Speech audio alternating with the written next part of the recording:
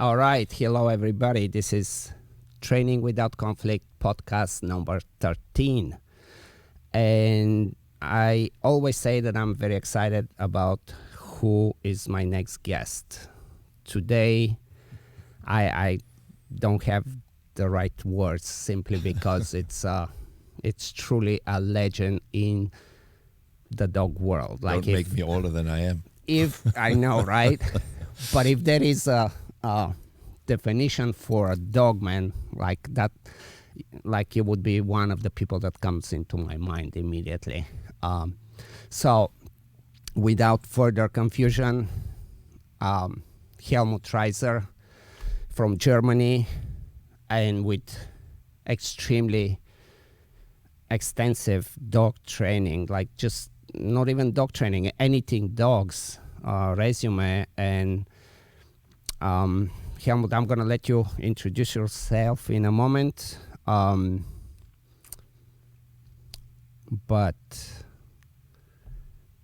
I have so many questions. Okay. I have so many questions. I hope I can answer it. Yes. So,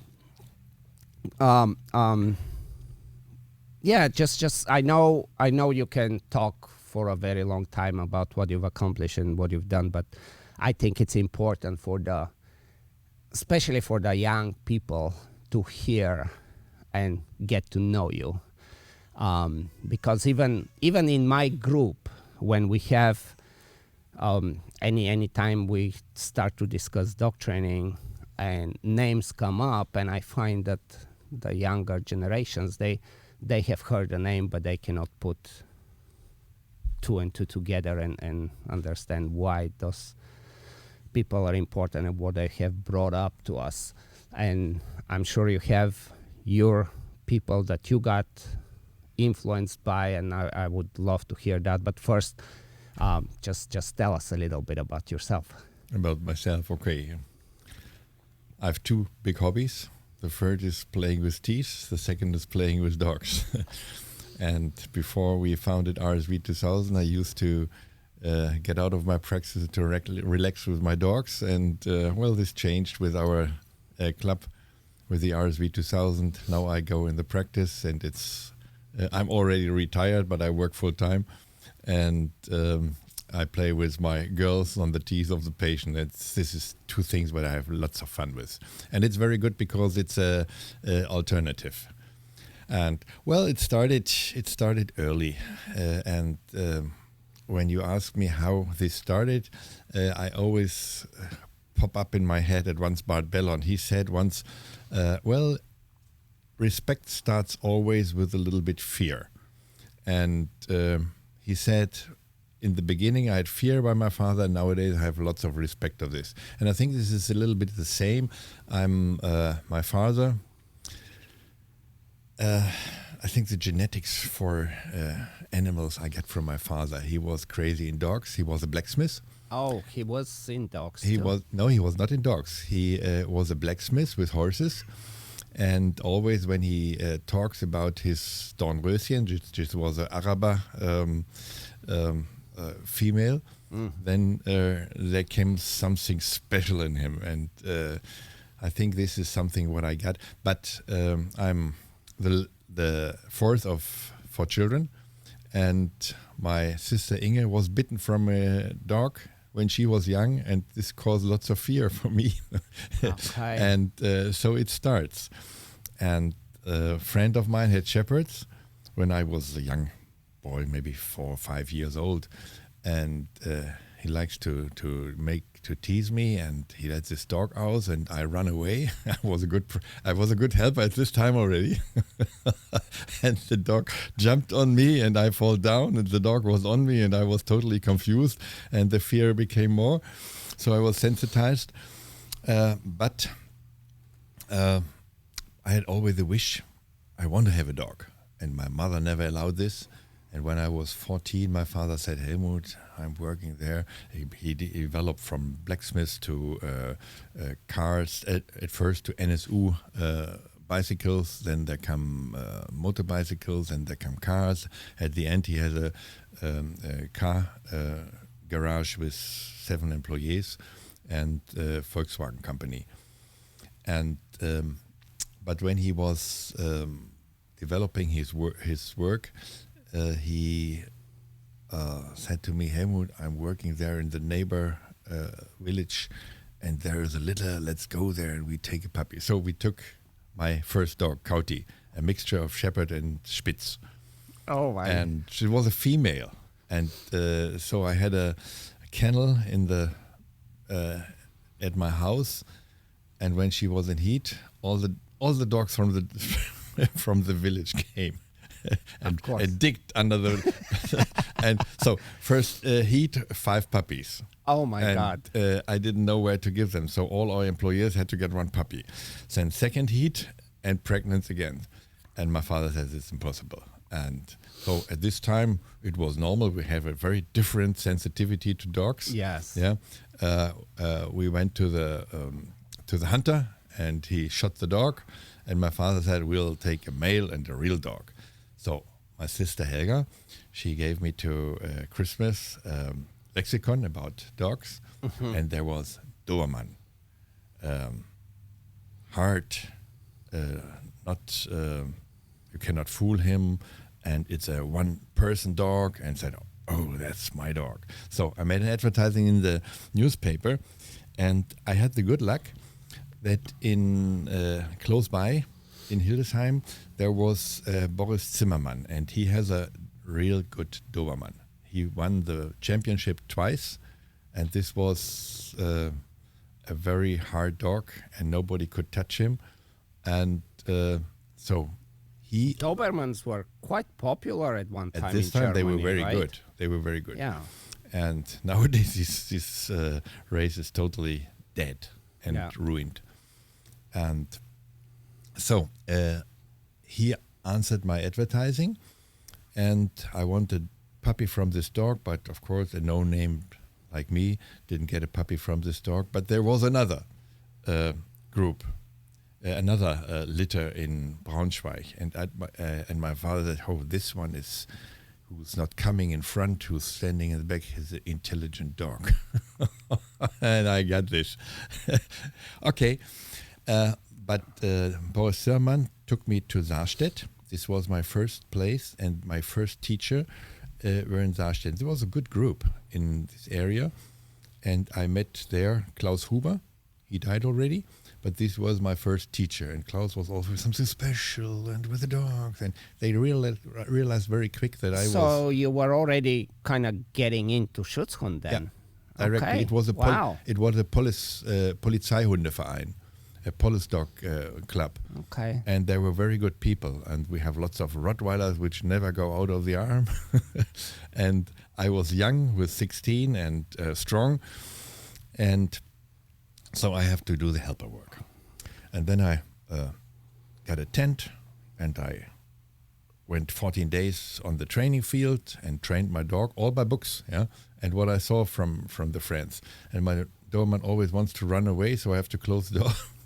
And I trained from the morning to the evening, and he was very thin by all this stress, but I have no idea what I did. But well, I tried it, and then comes the first trial, and I should do the first trial was I participated, and I won with 200. I think 79 or 70 or something like this. Isn't it crazy how we remember certain things? Yeah, and I remember that there comes Lambrecht, an old man, a judge, and he was one of the important person in this club. He said, "Helmut, you can become a good dog handler. You have future as a dogman." And you see, I was always very gray. Especially in this age. Now I'm quite polite. But at this age, I looked at him and I said, "Hey, who wins here?" And I never get so shy, and it was in SV afterwards much worse.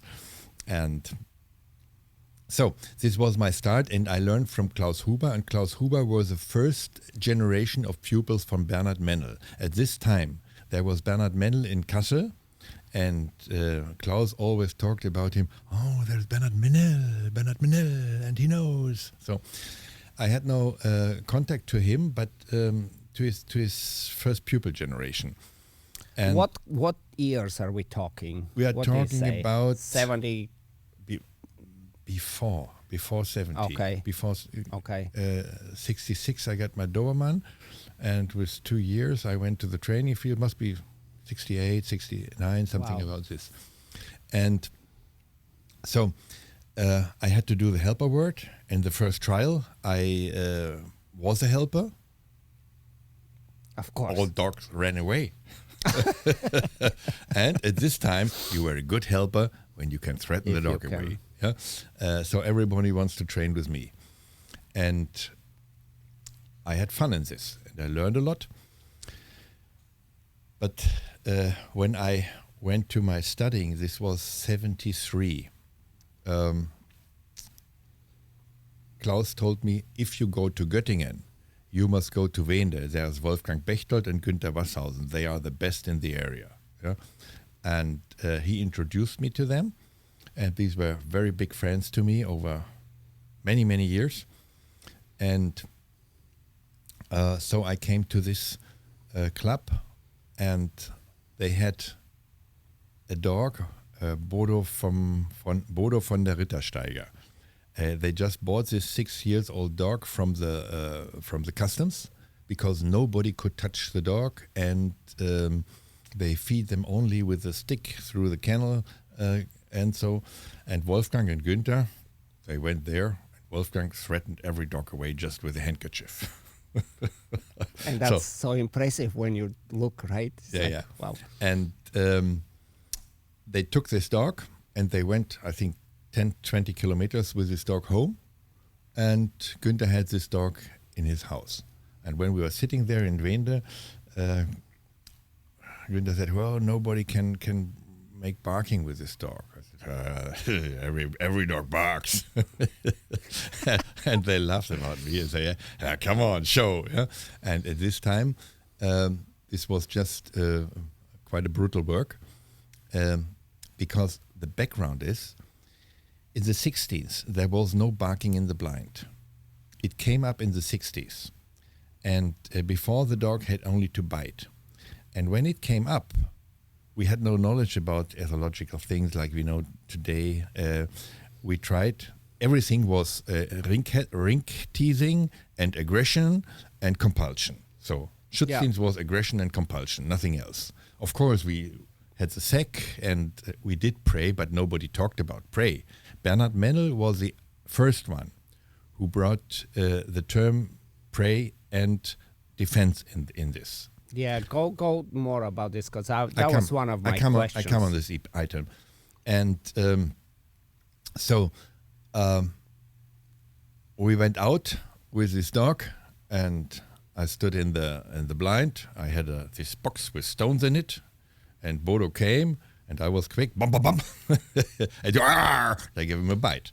I said, now, what is the problem? Go. He barks. Huh? And, and so I won. I was a star. I was an upcoming star. And Günther was already a judge, a very good one, and good handler. Also Wolfgang was not such a good helper, but he has all knowledge and talks and studied all Kerr books and so. And so you were pretty fortunate to. I mean, I guess it's Germany too. I mean, it's the where everything started as far as Schutzhund goes, but still, you were pretty fortunate to be able to. I was happy that I met Klaus Huber. He introduced me to Günther and Wolfgang, and Günther showed me around and introduced me to all the clubs and to all the people and to the director of the area. And this was my start. And he introduced me to Bernard Menel. And so we worked 2 years with Leo from Stemmi, and we couldn't bring him for the barking. So we went to Bernard Menel. and it took him 3 minutes. What we have not reached in 1.5 years. He just got the arm, got the Teletakt, and let him bite. Stemmi said aus, and the dog was, yeah. So Bernhard, good timing, and it didn't take more than 3 to 5 minutes, and this dog can understand what is his comfort. Right. And then Bernhard asked me to come with his seminars. He was a little bit older already, and he always talked, and I had to do the work. And I never did what he talked, but he was so pleased that everything works what he talks. And after a while, I told him, Bernhard, you talk about prey and defense, but you don't know what it is. No, I didn't tell him. Of course. I never told him. Because he was my big ideal. And with him, I had a very good time. But Günther brought me also in this area and introduced me to Will Richter. He was a director of this area. And I had to, when he judged a trial and he saw that I was very good and good in the motoric and everything, so I should become a teacher helper, he said. I said, Günther, what is this? Wow. Say yes, do it. Yeah. I said, okay, I will do. And the teacher helper at this time was a helper who worked the dog in the trials, nothing else. Okay. But we were full of the spirit of prey and defense, and here was going on. And every Thursday we had our training in Wien, and there was a discussion up to 4 o'clock in the morning. And interesting. So and when there was 4 o'clock, Günther said, so. Always when someone said, so, we finished, where do we go now? And then we went to the last pub and got a beer and a Schmalzbrot. Perfect. But at 8 o'clock, I was always in the lesson in the university. And I was sitting in the last row, and I always was sitting like this. This was my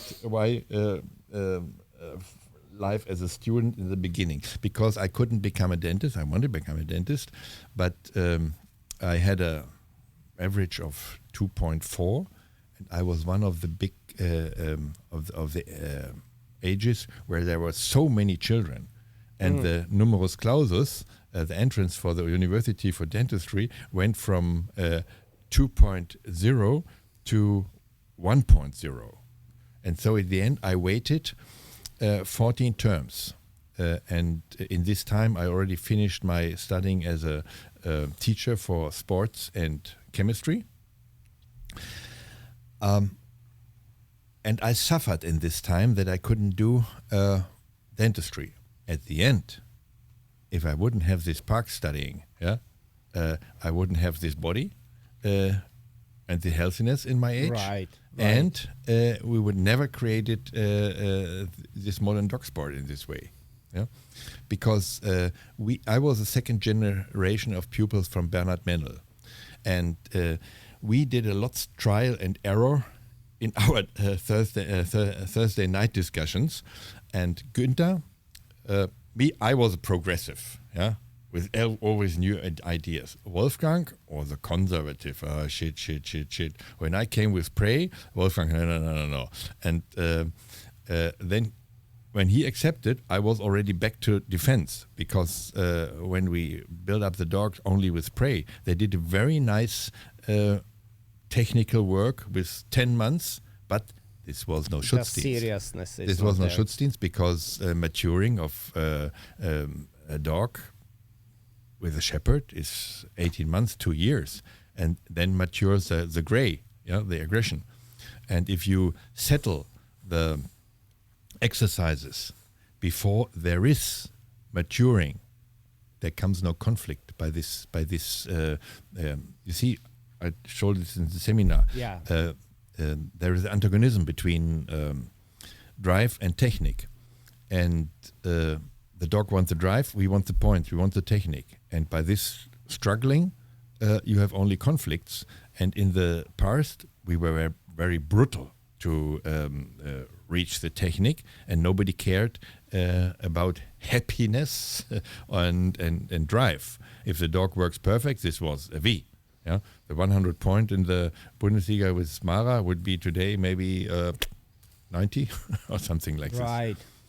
And well, in these 10 years of park studying, I had so many time to do something with dogs, and I went to all lessons in the forest, in the biologics, in the psychology, in the for teachers, and always I such what can we use for dog sport, and then when they made me for a teacher helper, and we are full of this spirit. Yeah, I said, well, a teacher helper must teach how to train a dog, and then I sit down and typewrite it. You had no computer and something else. You have to put it on matriza, and if you do one word wrong, you can start from the beginning. Yeah, and I taped I don't know how many, maybe 4 or 5 pages about prey, about defense, about aggression, about learning, classical conditioning, instrumental conditioning,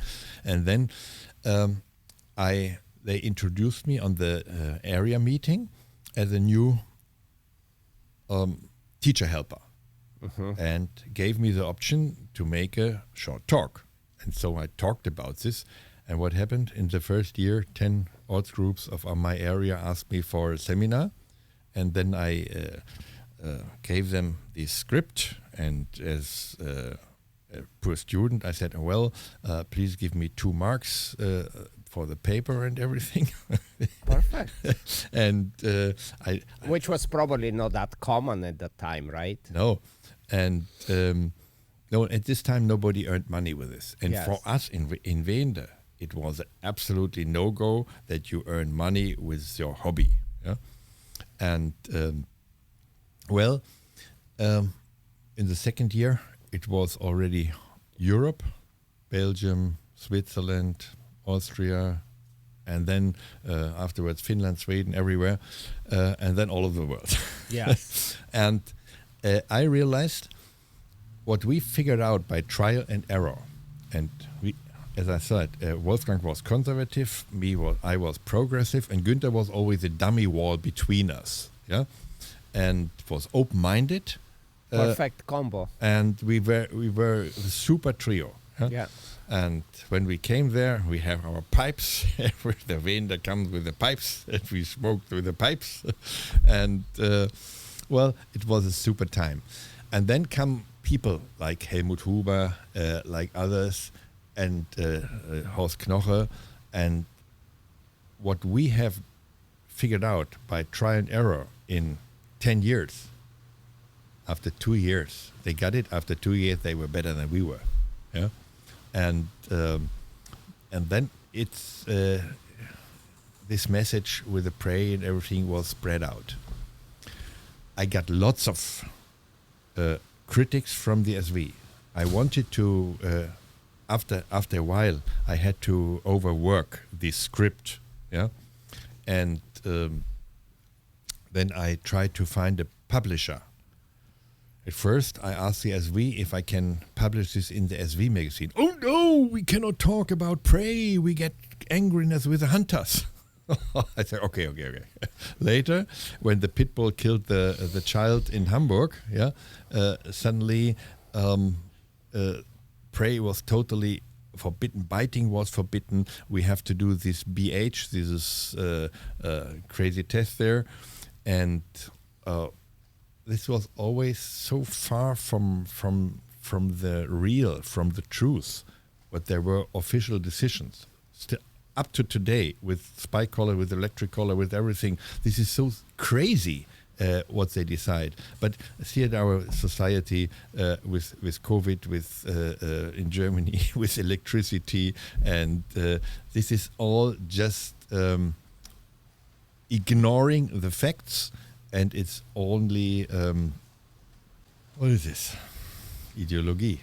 It is ideology. It's ideology. It's ideology and making money.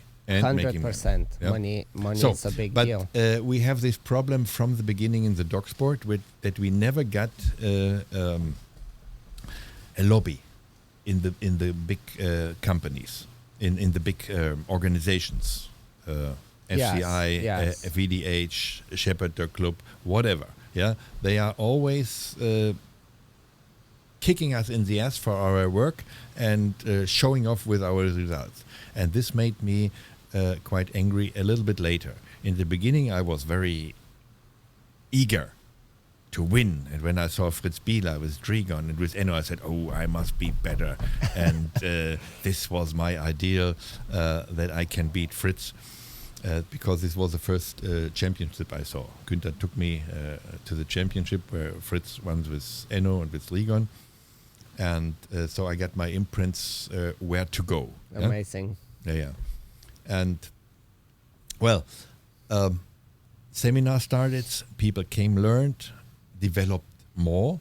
Nowadays, many people, like Ivan, developed a lot more in this sport and have super creative ideas. And I like this that you invite me, because we call this always the elephant round.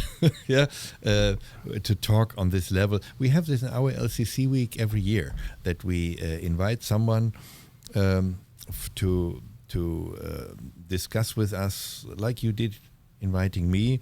Have discussion, look over the border. What else can I learn?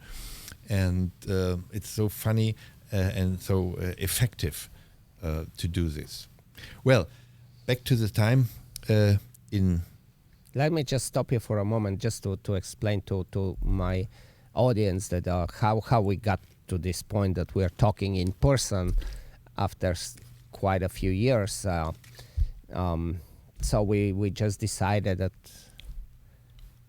everybody, for some reason, of course, knows you about what you. That's my problem. Where everywhere I protection. come, everybody knows you and says Helmut. I cannot remember.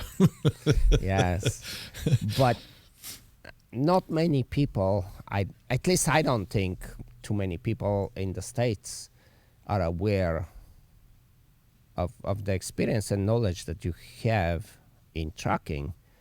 And I was genuinely interested in to hear you make a presentation. It was beautiful. This 2 days that we did here, I cannot be more grateful that you came and you did. And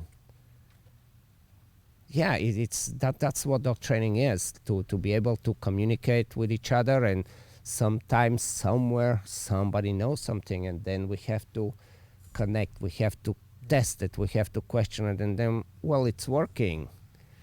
Knut Fuchs said this very precise. He said, nowadays, if somewhere in the world comes up a new tool, yeah, this is at once the good people take it at once, try if they can integrate this in their work, or they threw it away. Yeah?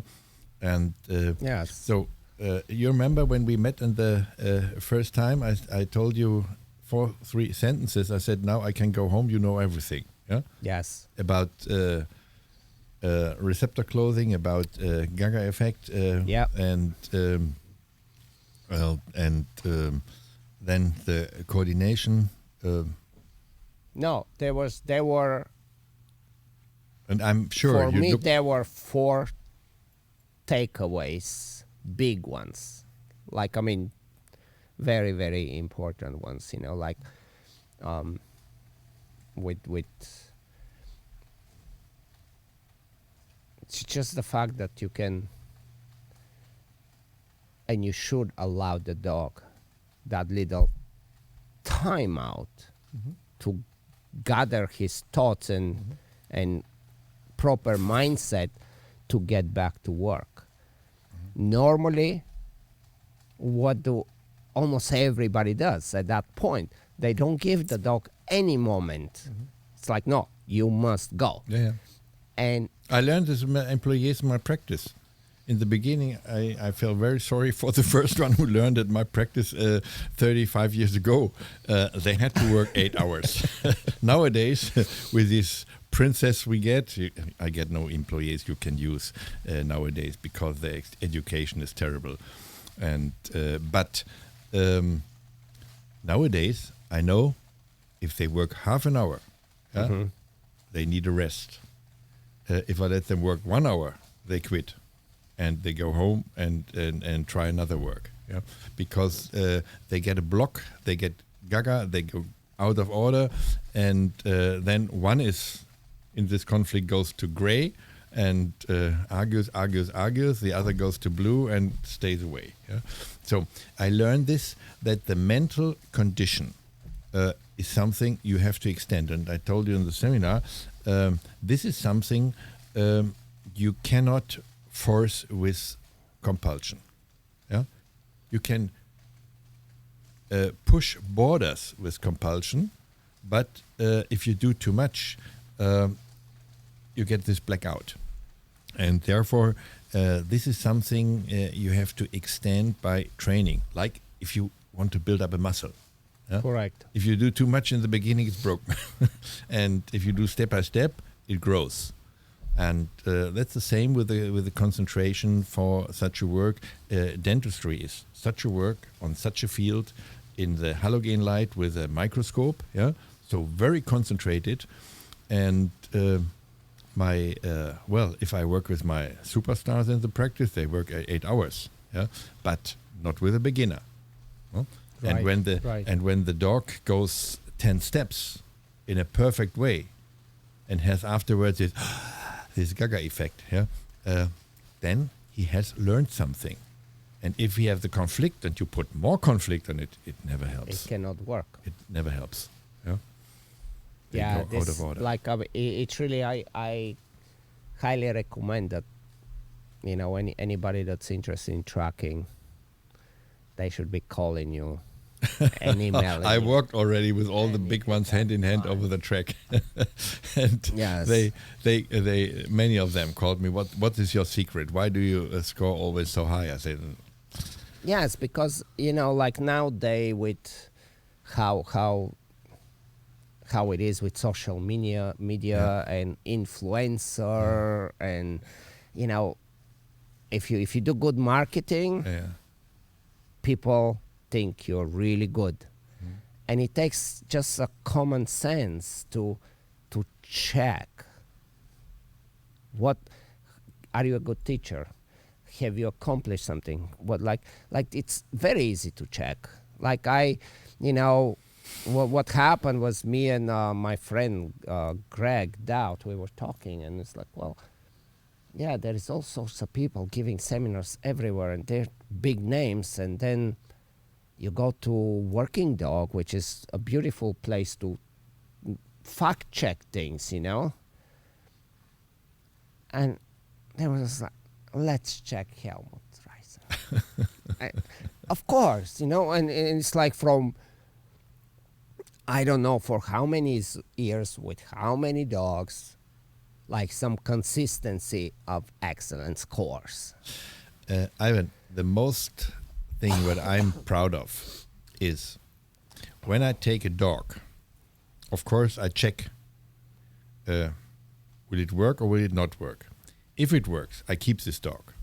Sometimes friends said, hey, this dog is under your level, you must take a different. No, I have a dog and I try the optimum. And all my dogs I showed over 4, 5, 6 years on a high level, on the same high level, and they don't get older. Right. Of course, they get a little bit older, but not in drive and not in spirit. And I never need a veterinarian, if you understand what I want to say. And not in the past. And so I'm back to the point where we talked about my first experience were that we got a dog. Günther Wasshausen was judging Mara Busecker Schloss, and she ran away from the barking, But she said, Günther said, this is a super bitch. We must have puppy from this. Yeah? She was bad trained. And we got a puppy, and it was a super puppy. I said, this puppy I want to have. So we went to the breeder. It was a 36-hour trip from one pup to the other without sleeping. And I told Karl-Heinz Schmidt, hey, you must make Schutzhund 3 with this dog.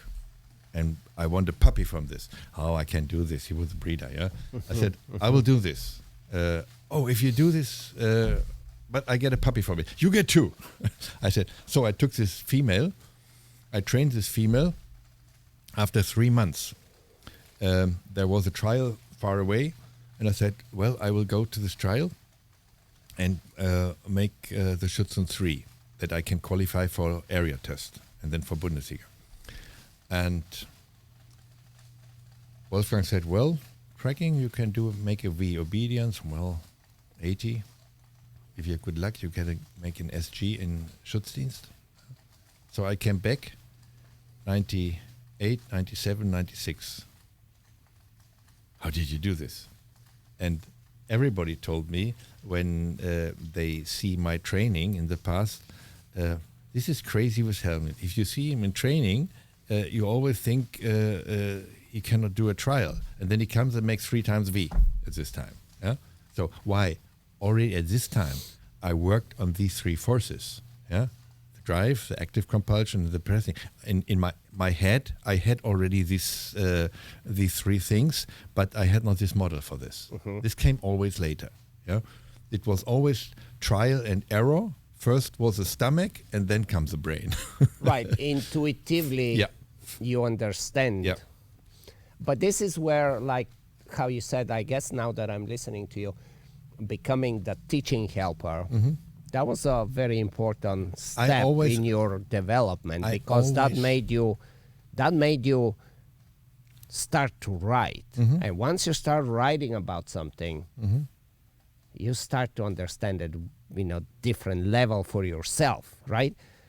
I'm still astonished when I read my book, what I published 79, what I already put in it, and later it made sense for me, because I looked in the science, studied behavior, studied everything, studied physiology, and I put it to this book what I wrote. It was very hard to find a publisher, but at the end I found someone. And we're talking about Der Schutzhund. Yeah. And when this book came up, I had already, it was 78, 79, the book comes up. I had already performed with Mara, Busecker Schloss, on the Bundesliga. The first trial was nice. There was Becks und Krug from Hamburg in a Pokalkampf.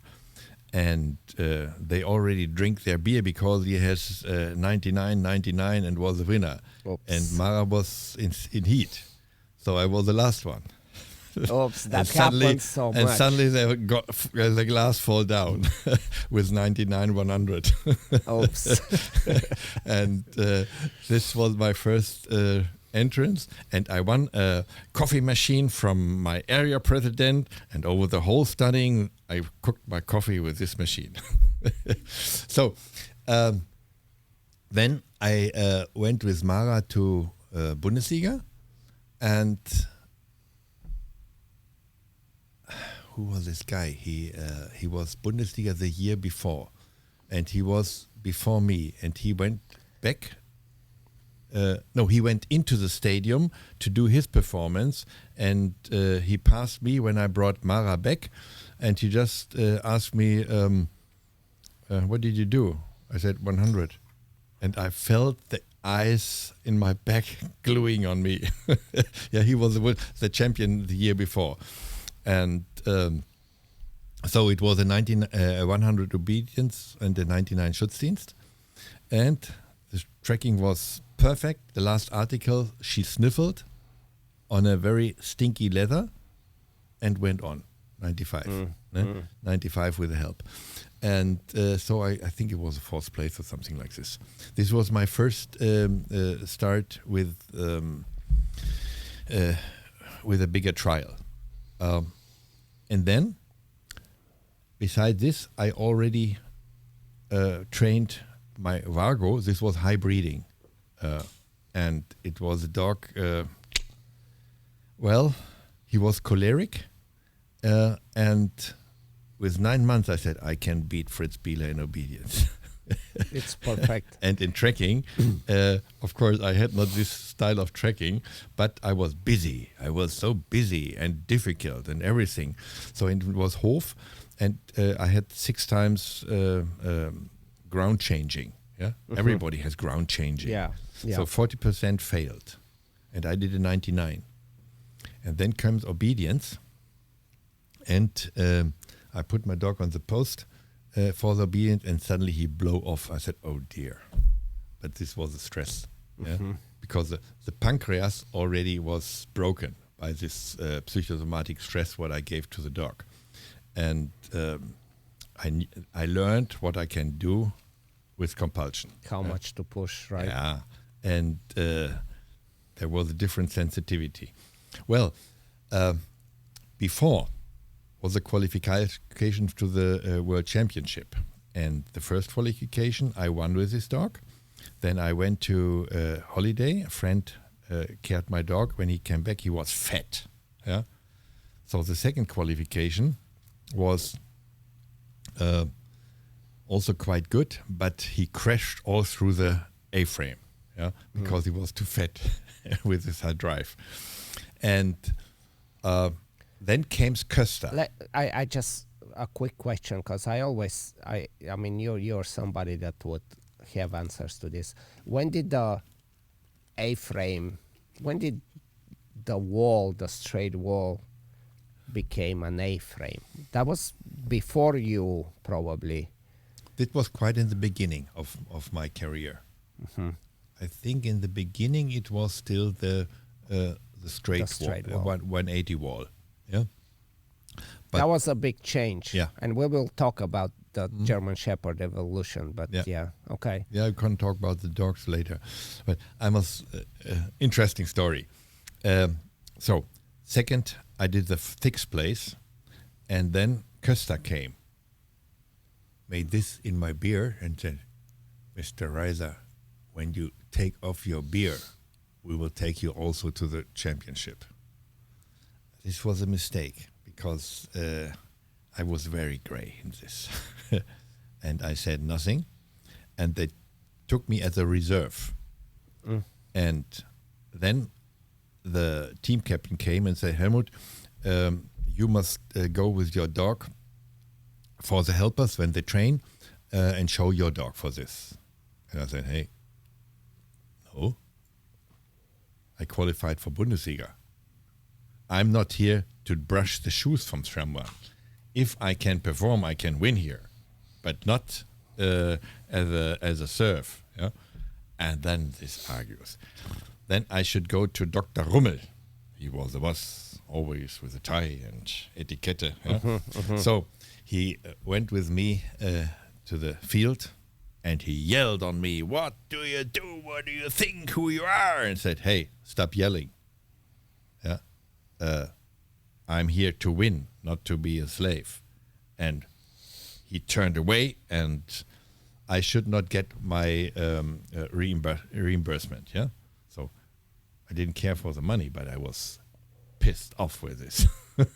So I went to the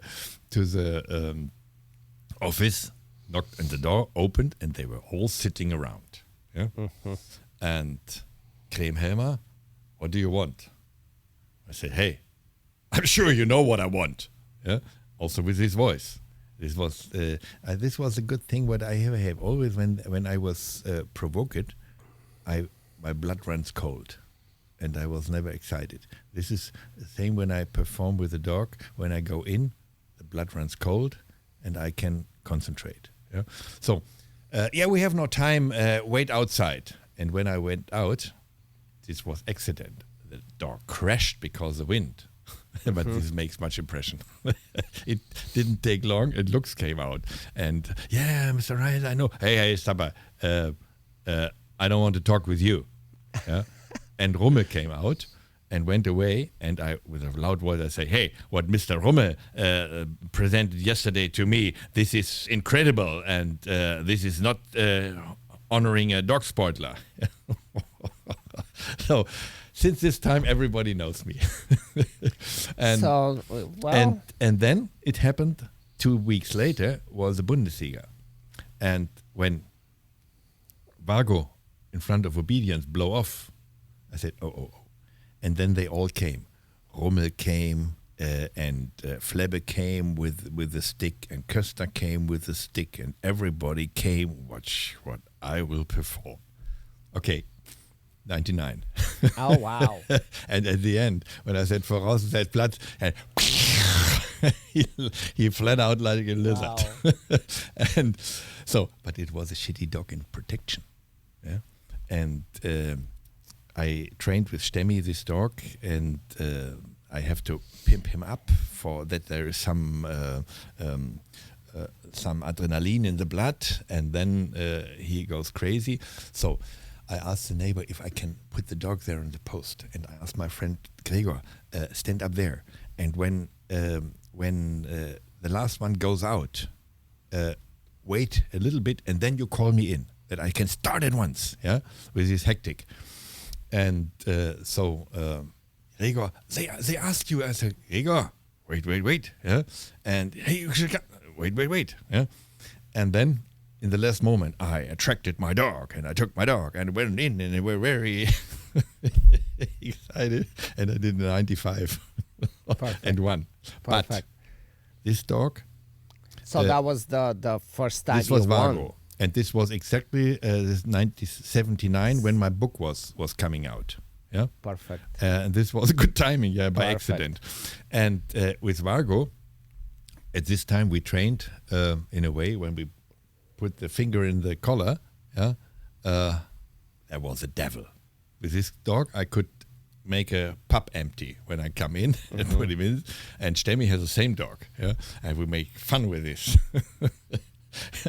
And so the problem was, now I was on the podium, and in front of the podium was such a microphone, and my dog was standing there, and I put a muzzle on, and Fritz came. Fritz was, I think, on the second place. Hey, Helmut, put the muzzle on, we can do this. I said, hey, if I put the muzzle on, I cannot give so much compulsion here of the audience. And he will be awful, he will bite. Yeah. And so I went in with the muzzle, and it went quite well when the first one congratulated me, but then came Köster with a stick, limping. And when Köster was 20 meters away, suddenly Vargo focused. And Köster came clearer. And when he stretched out the hand, all the trophies fall down, and a real noise, the dog up. And then come 20, 30 people, and always. So I blamed the whole scenery. So in the beginning, I was this nice boy coming up, so talented, and now they hate me all. And this was my entrance in the SV. But I had the experience that by all this compulsion, That's quite the entrance when you think about. And then comes this what Raiser is. I'm consequent, yeah, and I really felt sorry for my dog because his pancreas was psychosomatic broken, and I have always to feed pancreon that he can develop the meal, The bacteria, whatever. And after the Bundesliga, I said, you must not work anymore. Yeah, so I stopped working. I stopped pancreon, and the dog became healthy again. And this made me something in the brain. When I had Mara, she was talented. Yeah, and you don't work the female. She started to bite her legs, and the hair was out. Yeah, and when you worked her, everything was nice. Yeah, she was healthy. She was super in condition. And with Vago, when you work him for our sport, he gets sick, psychosomatic sick. And then I said, I start criticizing the breeding of SV. Now we are on the point of breeding. And I made this this speak that I said, Quanto, Mutz and Marco, they are nothing for this. And we need a working dog. And then comes from our club in Wende, they promoted nice and good. And from Wende comes, if you try nice and good, you will get nor nice, not good. And then was the Viernheim clicker with the Martin brothers. They drink wine and offered water. Yeah? So they made inbreeding and inbreedings and forbid it for the others. So they had the big prick advantage to the others. And Martin produced this worldwide economic with the Schäferhund. Yeah? And suddenly the breeding speeds up in a way with this terrible dog. Yeah. Then comes from me in dog in the front, frog in the back. Yeah? Vorne Hund, hinten Frosch.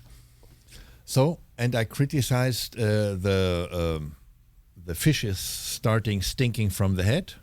So they always try to throw me out. The first they threw me out when I said Marco, Quanto, Mutz and Marco, they are not good. And always they blocked me for... strange, because those are the dogs that's when I started to be like, oh wow, there is dogs and pedigrees and there is Mutz and Quanto. And these are the dogs that I kind of got introduced to. But I have we get to your story, but I think a very interesting question I have for you. When did that split happen of show and working dogs? How did that even happen? Well,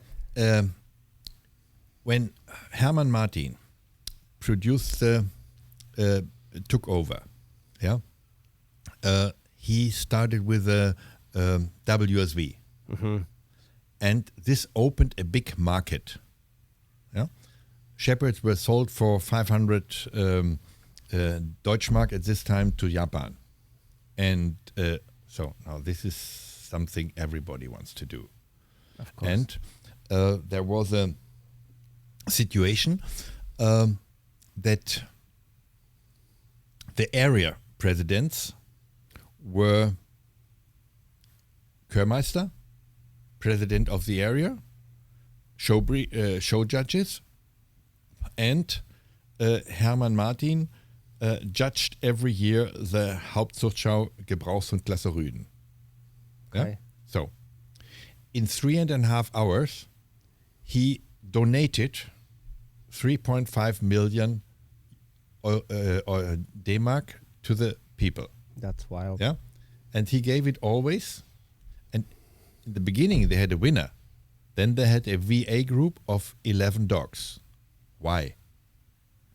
Because we have 16 areas and 16 area presidents and 16 Kehrmeister. Okay? Any more questions? Interesting. Yeah. And who was obedient? Yeah. Got a VA dog.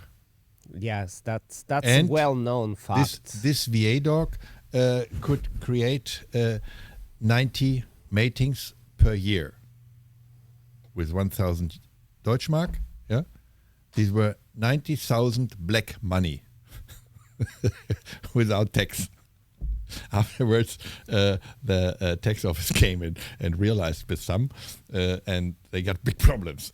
But at this time, Hermann Martin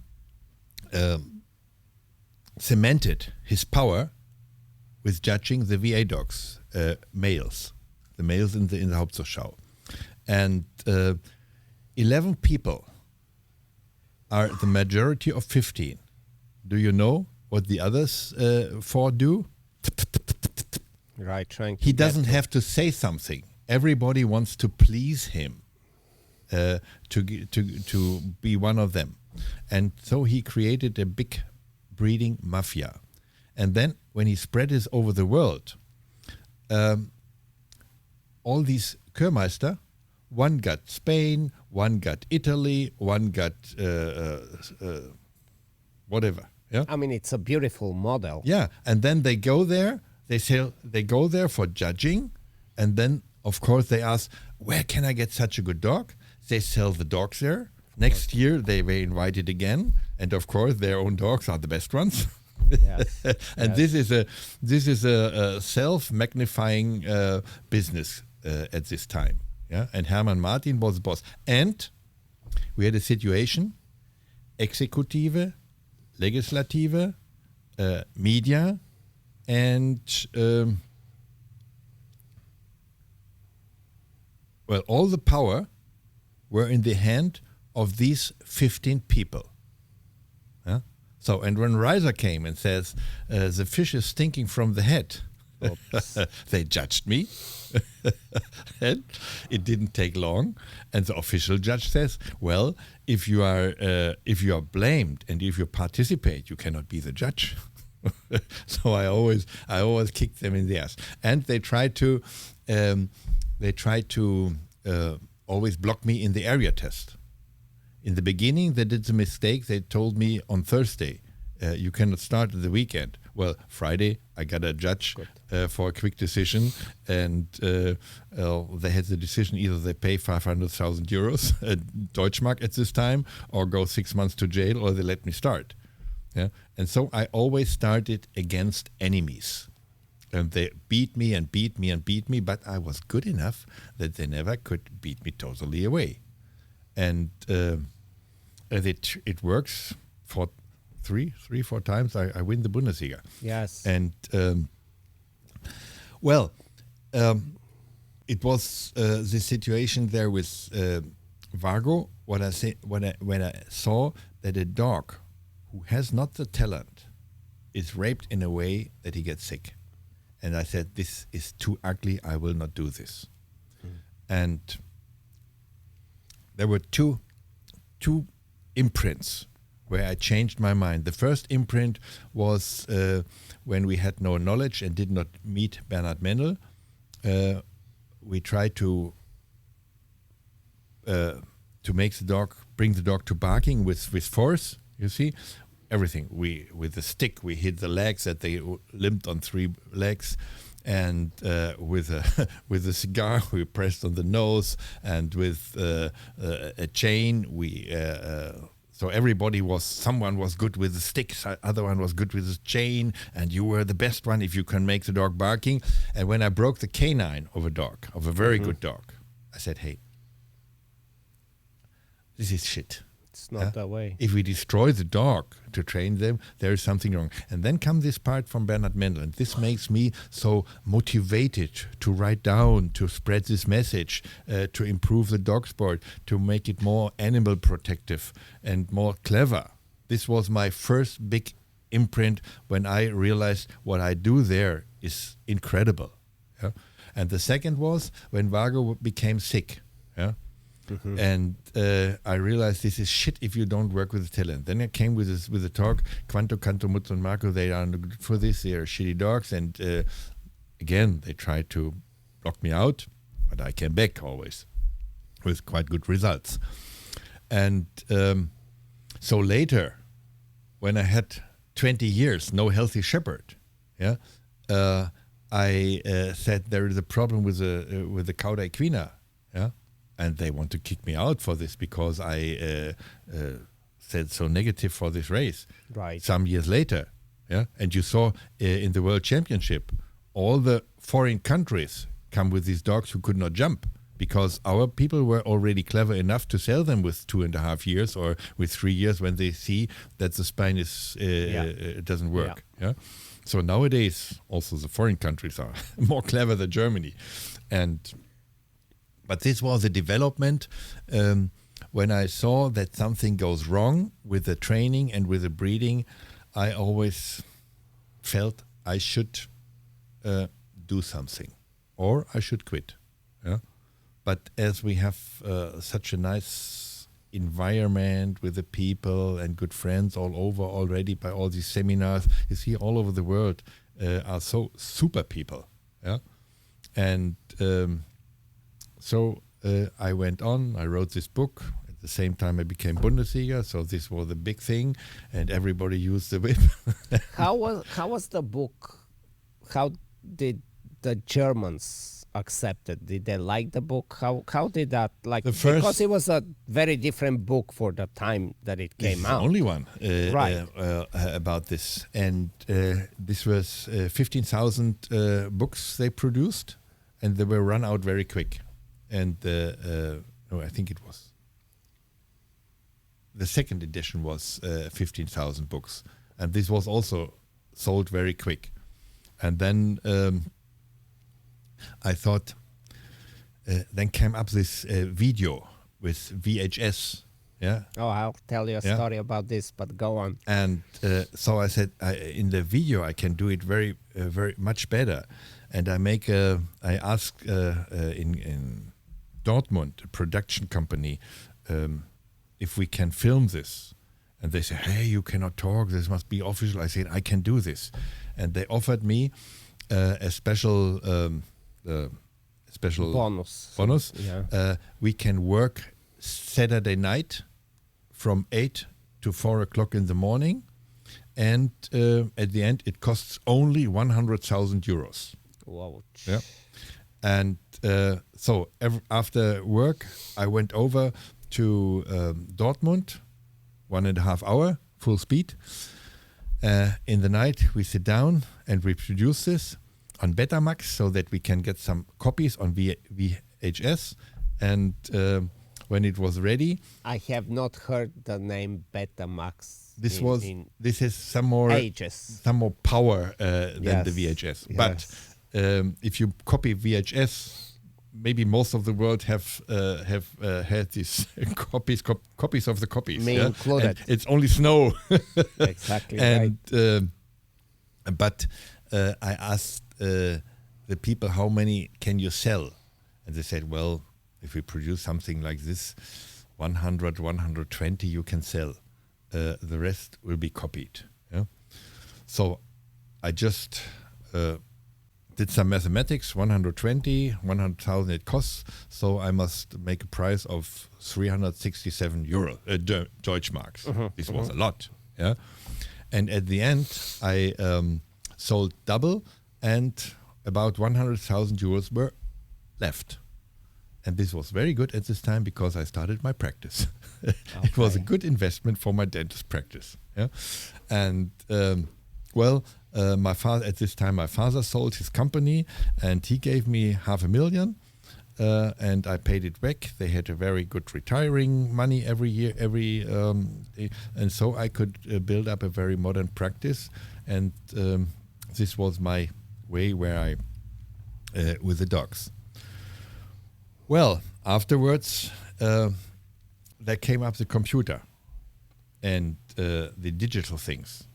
And Fifi Lüneberg, everybody knows him, I think. Yes. He told me, Helmut, there is a guy in the school. He's a Belgian champion in ring sport. We must look there. So we went there, and it was the same like with you in Australia. we that story I have to tell. We just arrived and stand in the back, and Bart was talking, and so I just asked one question. Are you the Helmut Raiser? I said yes, and then it was love on the first sight. Right. 2 weeks later, we met for training. And then it happened that we did the revolution in SV, that we said this breeding mafia, we must split off, we must make democratic, and Heinrich Messler, who's now president of SV, came 1990, I think it was, to my house and said, Helmut, we must make revolution. We must blow off this mafia where they chase the rabbits in their own stable, and we must split off this power. And this was a big mistake. I said yes. He said, you have the working dog people, we have half of the breeding dog people. And then I thought this would be done in 2 years. No, it was after 10 years. It was still the mafia. Yeah. And everybody tries to get a little bit of the cake. And it was not successful. But what was good, when his brother, Peter Messler, overtook the president, and it's so funny, all of these people who were in power, if it's Köster, if it's Flebbe, if it's Hermann Martin, if it's the other Martin, when they were kicked out, they die very quick in cancer. Psychosomatic stress, like with my dog Vago. Right. Yeah? And what happened? Everybody's watching them in this way. And suddenly, this one is president, and they are standing always in this direction. Yeah? And they couldn't stand this. The only one who was a really strong, honorful person, absolutely without knowledge, was Hans Glück. Yeah? With him, I had a very nice experience. When I criticized, Martin says, you have to talk with him. And we had a good talk, and I realized this is a honorful person, but absolutely on the wrong position as a breeding as a training board of SV. Right. Wow. So, but well, where did I stop with the development of SV? So Bart, we made friends, we made discussions, and then it happened that Peter Messler, the brother, became president, and then it happened that we have this big. There was a big event, like some big 2,000 people, right? 2,000 people in the stadium of Betzenberg. Yeah, I remember this. And there was a speech of Bart, of me, of Günter Diegel, Vivi Lüneberg, and it was the time when there comes a new animal law. And we invited Dr. Baumgartner. He was the man on his table. The animal law was worked out. And we invited him for a speech. I have this still on my computer. And we worked with spike collar, with electric collar. We demonstrated our, Vivi demonstrated, me demonstrated the training. And after the seminar, we gave him his microphone and asked him, we want a feedback. What do you think about our training comparing to the animal law? And I have this still in my computer. He said he didn't see anything in these 2 days which is not compatible with the animal law. And he saw lots of responsibility to the dogs. And he wished that everybody acts this responsible with the dogs like he saw here with us. Yeah. Wow. And afterwards they tried to kick us. They tried to Jürgen Ricksen come up and make always reports from the winner. And when Helmut König from Affalterbach won the world, the Bundesliga, and he was asked by Jürgen, "Do you use electric collar?" And he says, "Of course." They want to cancel his Sieger title, yeah, his champion title. And so then that was pretty early already. And then I told Helmut, if they want to kick you out, I'm on your side. They must kick me out also. And I have already won several times again in the court against CSV. And so we went together. Hans Rüdenauer was breed warden, was a training director. And before, we have a good relationship, and we trained together, and he never was able to train, but Erika was very good, his wife. And Erika... You mean Hans was never able to train? I can tell you a story. Interesting. I can tell you a story. Then we had a young dog with 10 months. I had a young dog with 10 months. We had the party for my Bundesliga, and he came there. And I said, well, in 2 years, we participate to each other. And he started training his dog. Erika went over, hey, come on, you can't do this, I will do this. Because he struggled too much. This was funny. But with this dog, what was the name of the dog from Erika?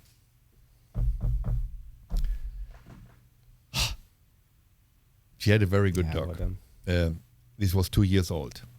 And they couldn't, when the dog get the arm, they couldn't get the dog out of the arm. What was the name? Long ago. So Hans and Erika came to my house. I said, hey, it's possible every dog gets out. Yeah? How you? I said, Hans, let's go in the Weser meadow. I will show you. So I work the dog. I drop the arm, and this dog in this arm like crazy. Yeah. So I have this. It was not the Inotech. It was with a stick. Tritronics, the Tritronics. old Tritronics. Or the old yes. Tritronics. And I just put the button, and the dog more. And I just stayed on it. And, well, after gray comes blue. And he went out, and I released.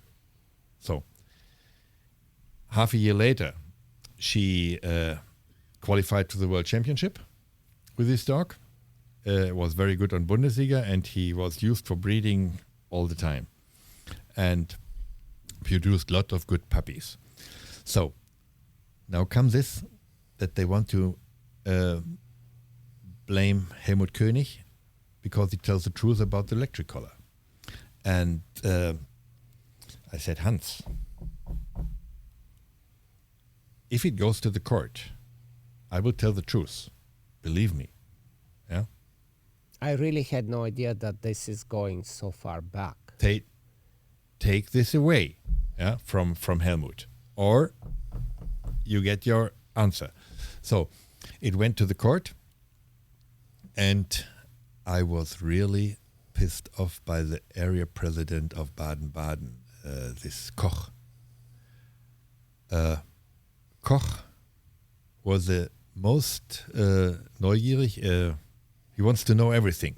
Mm-hmm. So, and the friends from Baden-Baden trained already in the stadium, which was forbidden when the Bundesliga was there.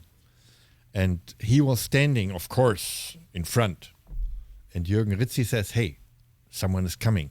And he said, someone told to Jürgen Ritzi, someone is coming, we must put away the electric collars. And Jürgen said, hey, no, we do this. And they trained with electric collar. And there were some of my friends who told me the truth. And Koch was standing there.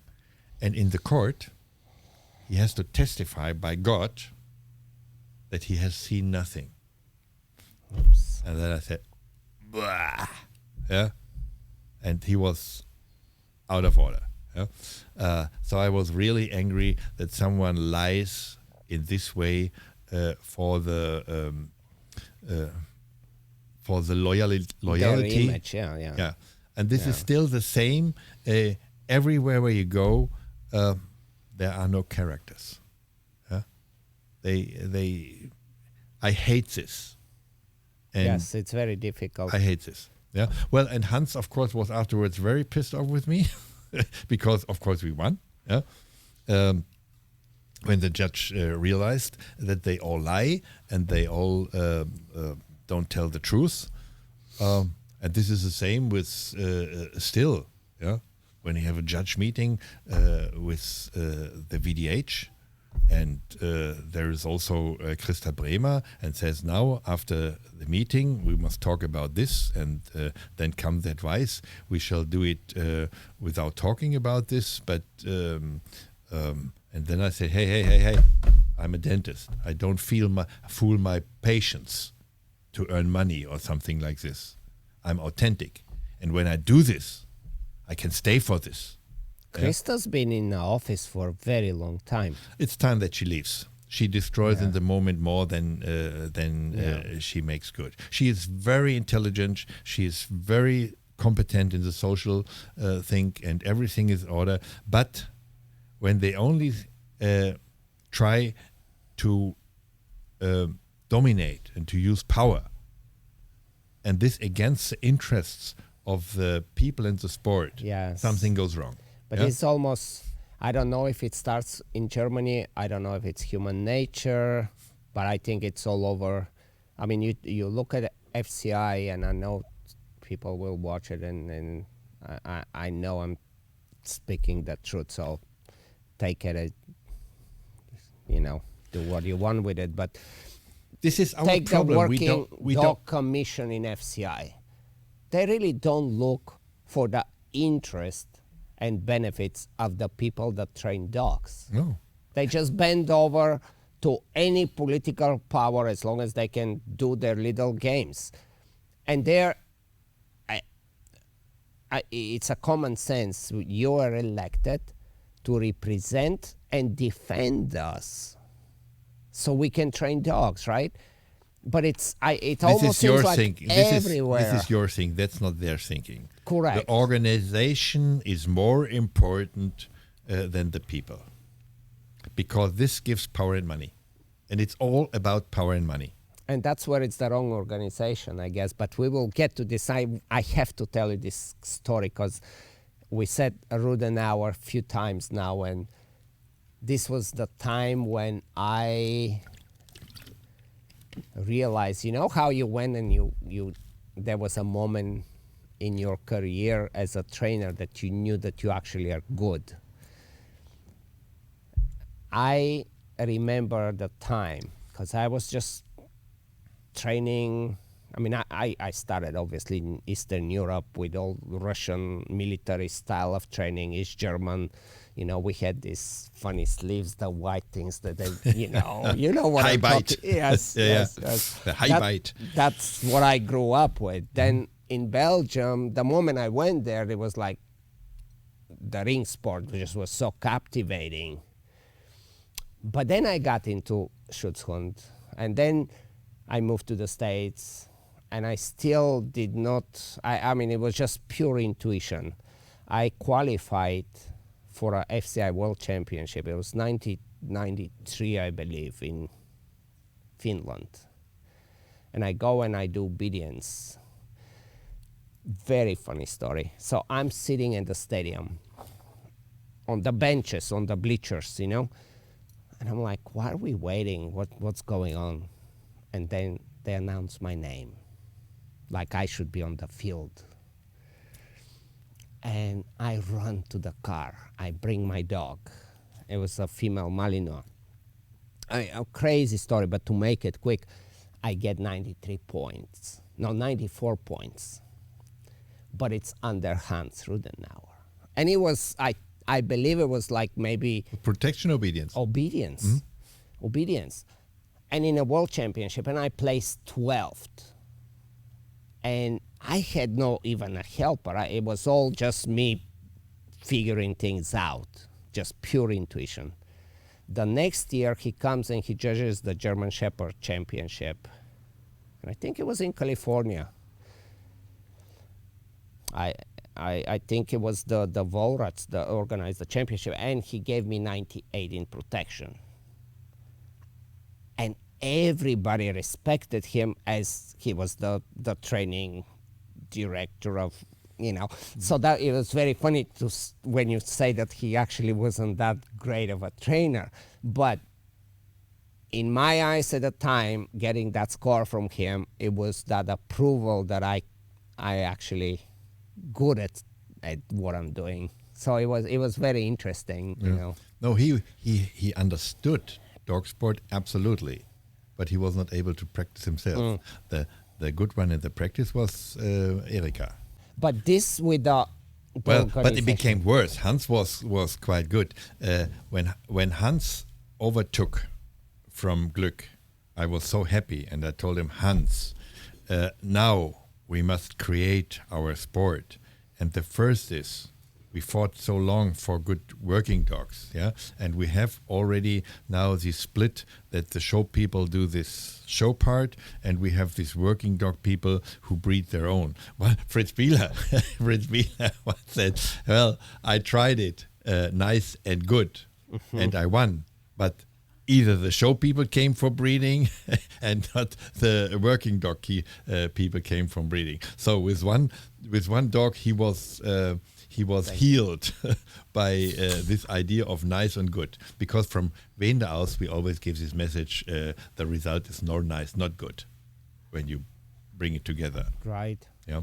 And this was something where they split off these two populations. And Peter Messler was the first who agreed as a president of us, we have two populations. Yeah. How long ago was that? It's gotta be like when did we have late 90s maybe. was in when we had Kaiserslautern. When was Kaiserslautern? I think it was in the beginning of the 90s. Yeah, I wouldn't know. You see, I'm young. I still live in the future, not in the past. That's how it should When be, I'm right? talking now about the past, I forget so many things. Ask Fritz Bieler or Pippi Lüneberger, they can tell you exactly everything. Yeah, but I'm looking always still forward. That's how it should be, though. Yeah, therefore we The book, therefore I we tell you, created the RSV book 2000. that you wrote is what changed for me. It was just this one, like, wow, okay, there is a whole different way to look at things, At which I wasn't exposed at the time. At Kaiserslautern was this point where we have already this digital thing. Jürgen Rixen filmed this, and we produced drive changing, Triebwechsel im Schutzdienst. Yeah. Then comes Bart and me. We produce this contact, how to use electric collar proper. And then Bart tried to make it official and lost in the court. That's when it kind of Yeah. that's when the pressure really came on, I think, after that contact video, or no? Or it was, it seems like it's much earlier. This was, it doesn't come from outside. It comes when there was this animal law. Yeah. Well, short story before. Ursula called me and said, Helmut, they will produce a new animal law. And there is a professor in the University of Gießen. He is a boss of the group who makes information to the politics. Mm-hmm. So I went to Gießen, I met him, he was a hunter, and when I told him what is so super with electric collar, better than with the mechanical, he said, I know, I'm a hunter. He went in this side room, came back with the X-ray and showed me an X-ray with a of a dog with full with this metal in the ass. I know that we shoot the dog when they pellets, right? Yeah, with these pellets when they should stop hunting. Yeah, and I know that electric collar is better. But if you want to reach something, you must make a group to make Lobbyismus. And in this group, you must take all the people, the hunters, the guarding people, the club people. Oh, for sure. And the veterinarian. And so we get the official veterinarian for Germany. When I contact the hunting people, Professor Wunderlich, he was very smart guy, and said, hey, Mr. Raiser, I tried it. It was impossible to glue this group together. If you can do this, I do all the work from my Jagdgebrauchshundeverein, from my hunting club. Mm-hmm. It was a very big club in Germany. Mm-hmm. And so this worked. I glue them together. Hans Wunderlich organized everything. And we made meetings.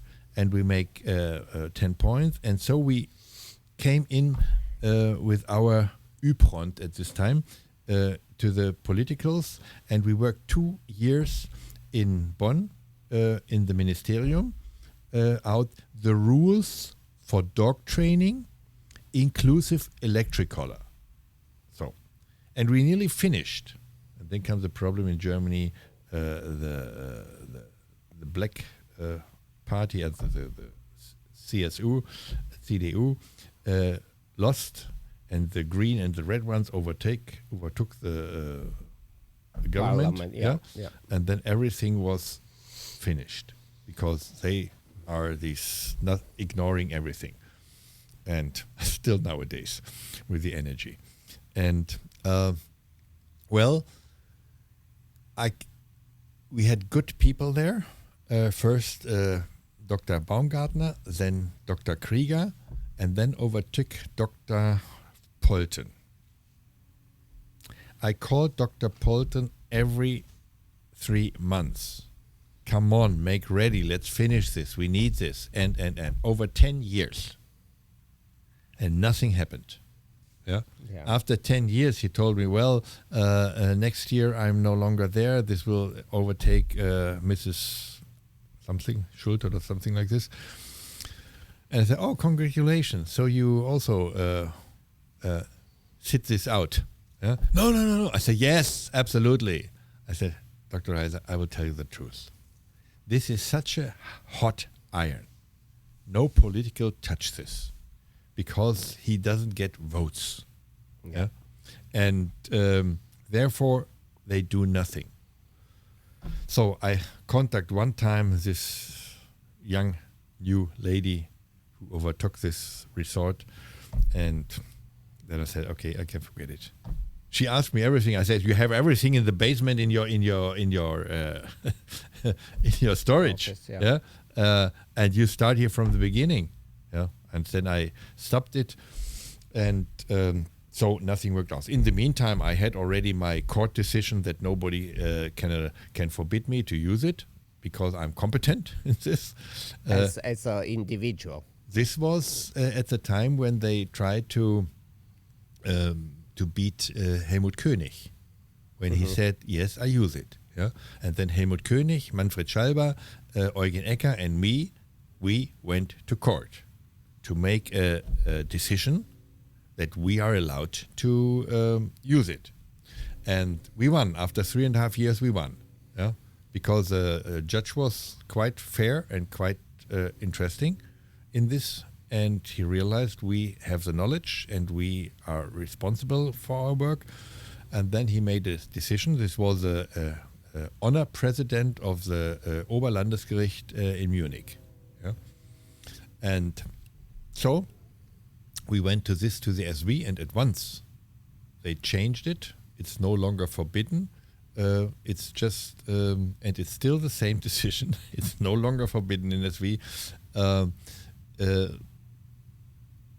This has to, they have to blame the people on the private courts, yeah? Because if they would not have changed, if they would have forbidden this, everybody could apply for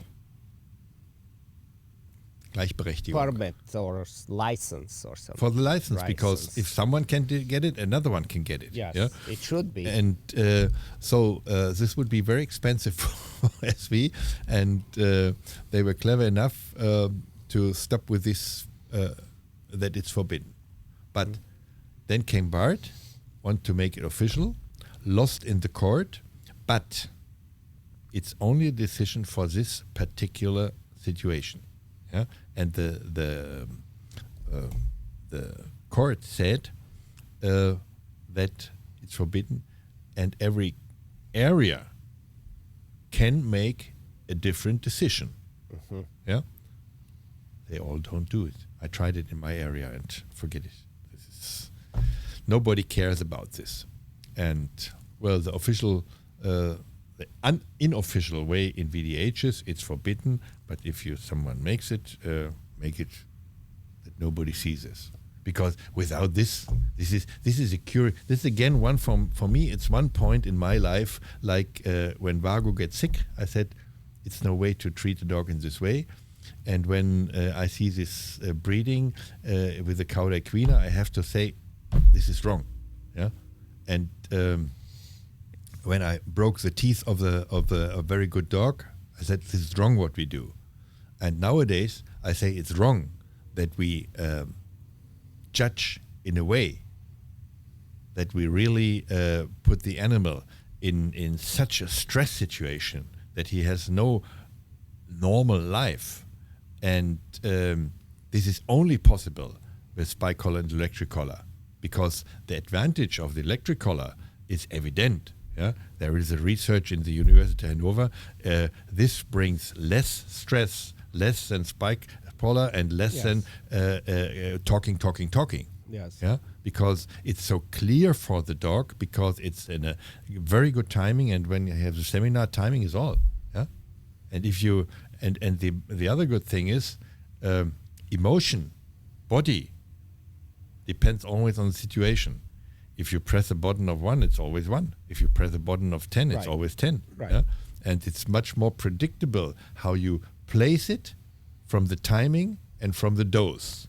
Yeah? And nobody wants to kill a dog or to destroy his dog. They want points. Yeah? And therefore, in the moment where we had it in seminar. The first you teach classical conditioning voice with mechanic, that he does the work, and then with electric you have only the option for conflict. But when he knows the way out of conflict, then you have a 100% success, maybe 99% success when you press a button, and then you can separate from body, and then it's much more clearer for the body to read the body language, because you don't have to move with arms, with hands, and all the body gives an information if you have disciplined body, and this we have to teach the people, and of course you can teach it only if the dog is trained proper, and then you teach the people how to use the body language. And it's impossible if you move all the time with leashes and with hands. But if the dog has learned, and you can give him a clear picture with the body, the only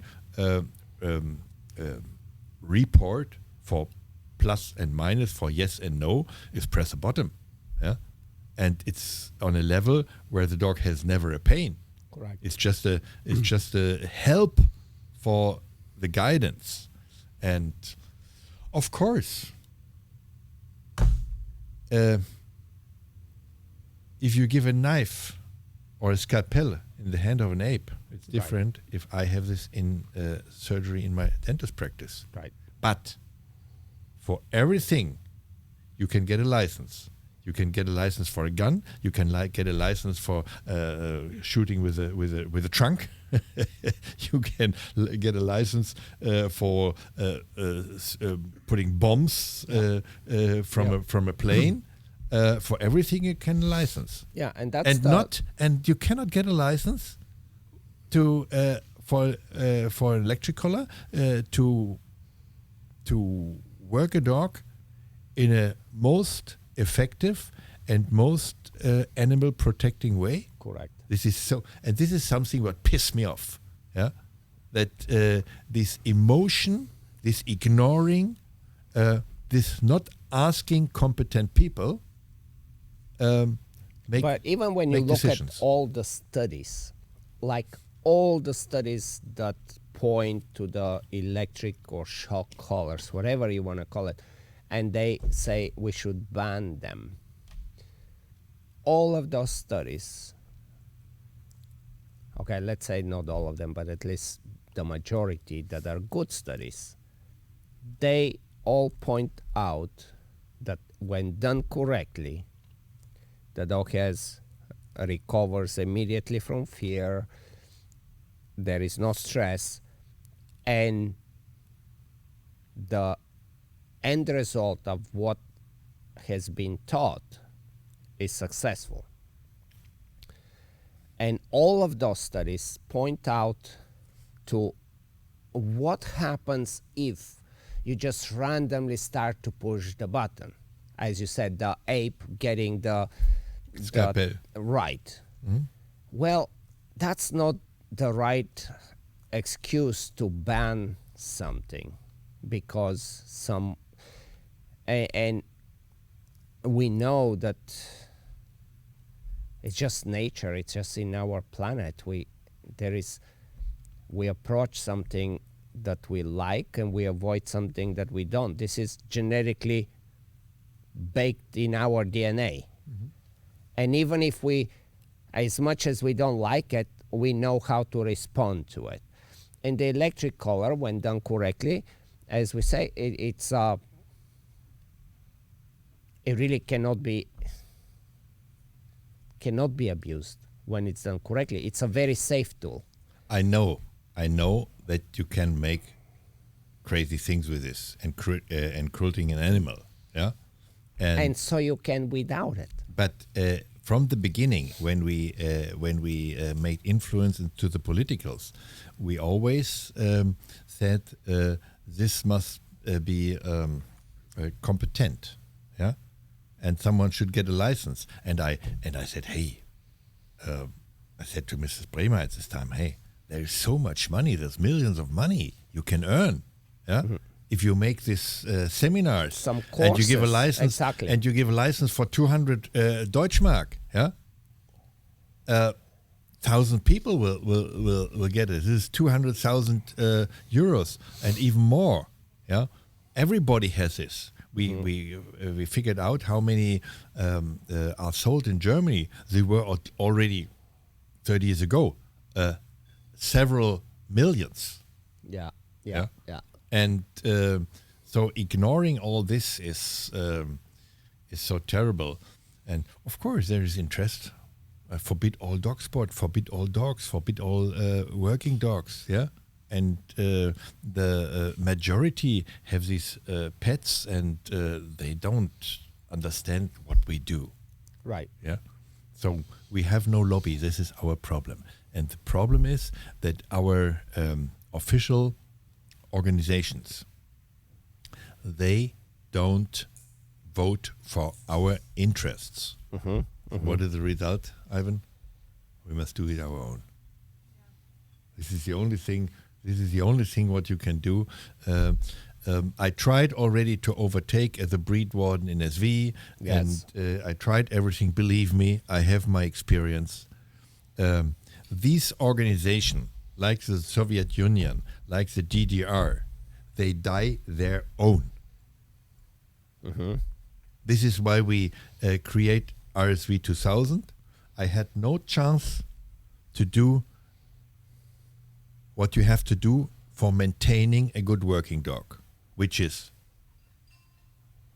create a cookbook how to train, breed good dogs, select them, and bring the good ones back to the people, to the breeding.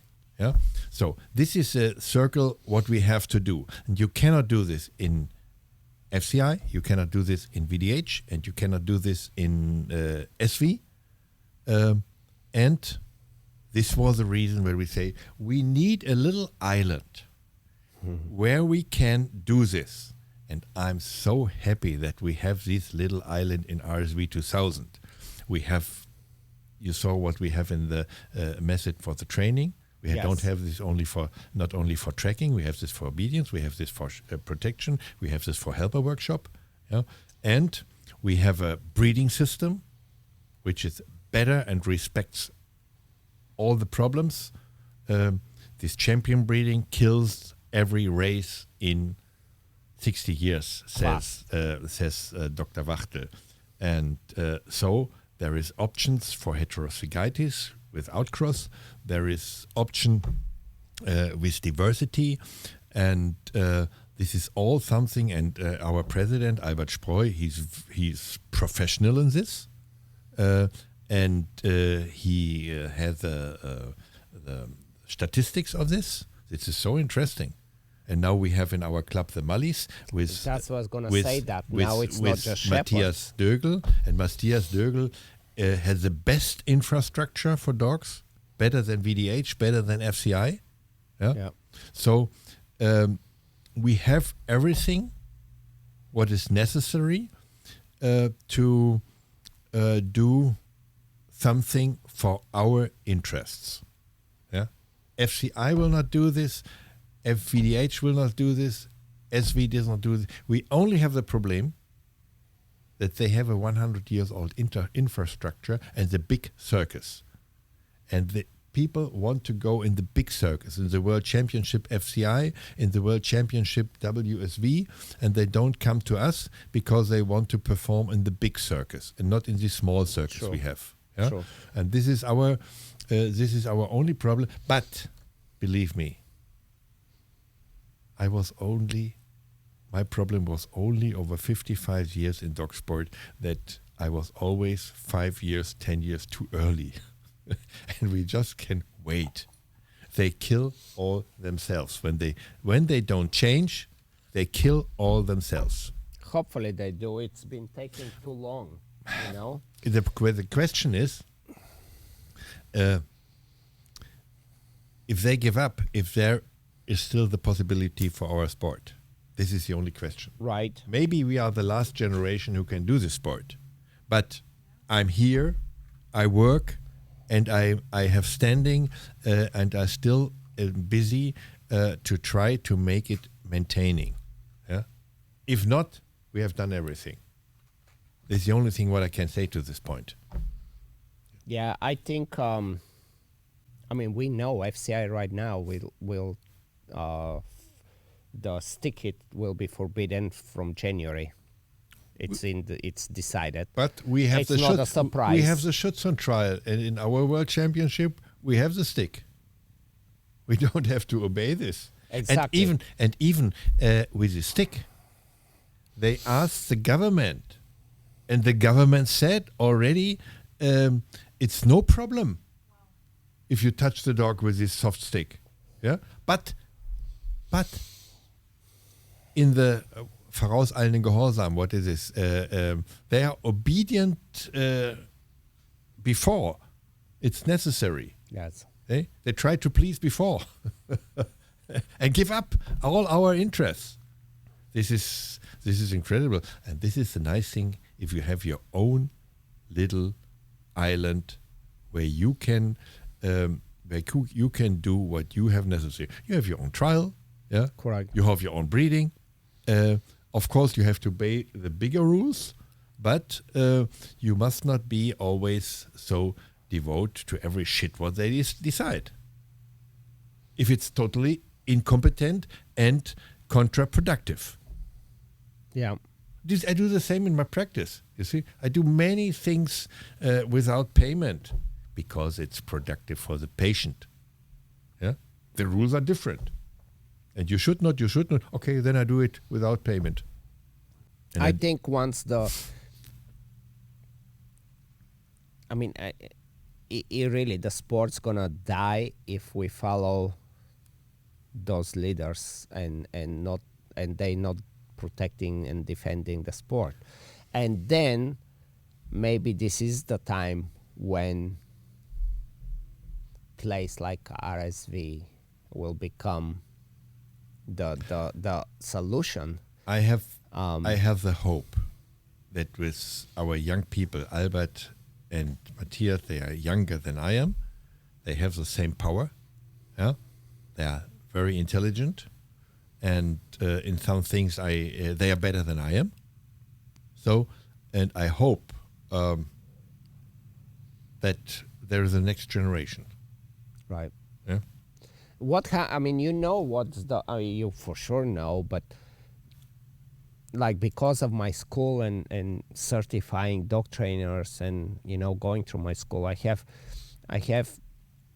people that come to do the school from Germany and from different countries in Europe, and they have like one of the benefits of school like this is that I don't have a problem teaching them everything from punishment to negative reinforcement to positive reinforcement. It's all good, but it is so frustrating to hear when somebody, let's say, graduates from my school. They have a very well-rounded education. They understand, just as we keep talking in the seminars and everywhere, you avoid and you approach. It's fundamental thing. When those trainers, when they in Germany go to try to certify with the government, they have to pass a written and practical test. And in those tests, there is specific questions. And you have to, you will not get certified. You will not become a professional dog trainer in Germany if you say that punishment, positive punishment, or negative reinforcement, or any kind of use of aversive or compulsion can be better in certain circumstances. They cannot become a professional dog trainer. And that becomes a problem because now they have to check that box. And now you have a big number of professional dog trainers that are checking that box. So now it becomes even harder to fight it, because if you decide to fight it, they will come back at you and say, well, there is all these very famous, successful trainers that also agree with us. Mm-hmm. It's such a loop.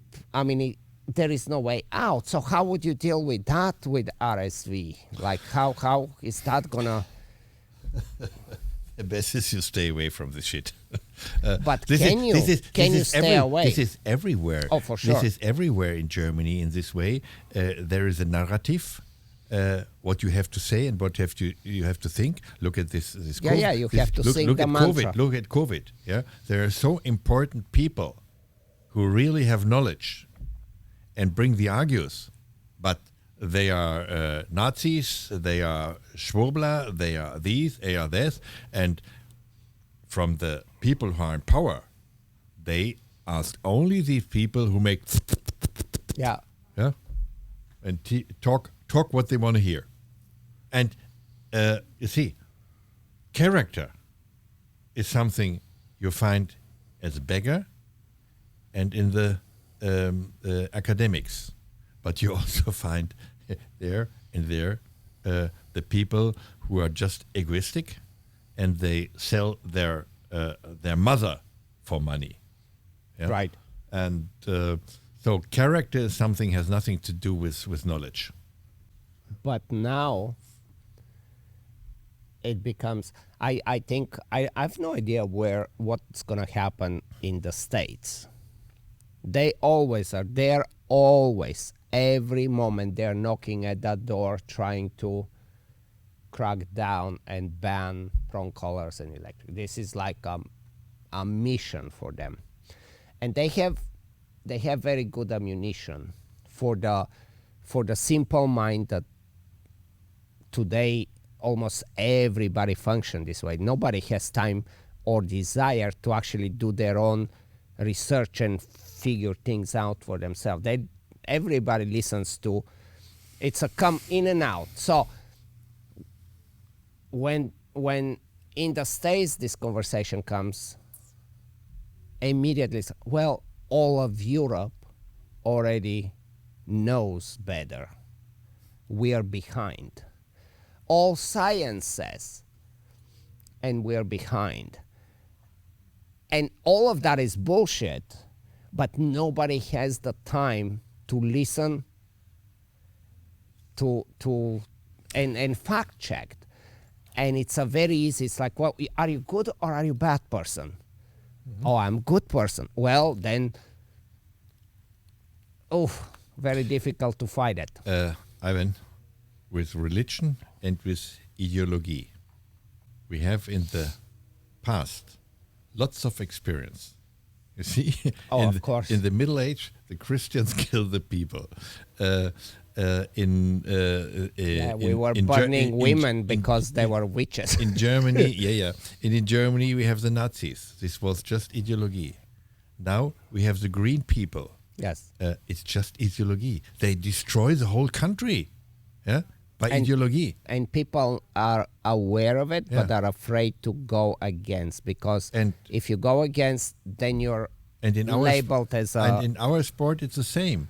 The animal protectors, they are ideologues. They are ideologues. 100%. And these people put always so much energy in their interest. Yes. Yeah? And the people who work and are on the basic, they don't have the time for this. They do it. And so it is like it is. We have no lobby in the dog sport. But it's a whole problem in the society. Yeah, we have a fun society, and nobody learns to discipline. You see, last month, I talked to a friend. He's a teacher, and I talked about the situation. That I said, "Hey, I cannot get employees any longer. These young people, you can forget. the half stupid people go to the university, and the totally stupid people you cannot use. And all these, they just can't do this. They learn no Gedicht, no songs in the school. They don't learn what is Gedichte, rhymes, something.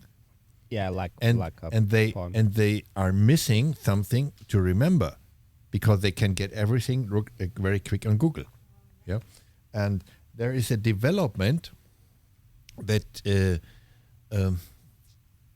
the character of the people changes by the situation we have. And he told me, Helmut, the worst thing in our school is that they digital the schools, because the young people are not trained to remember something. Right. And so that will be strange. Yeah, we will have problems with this, and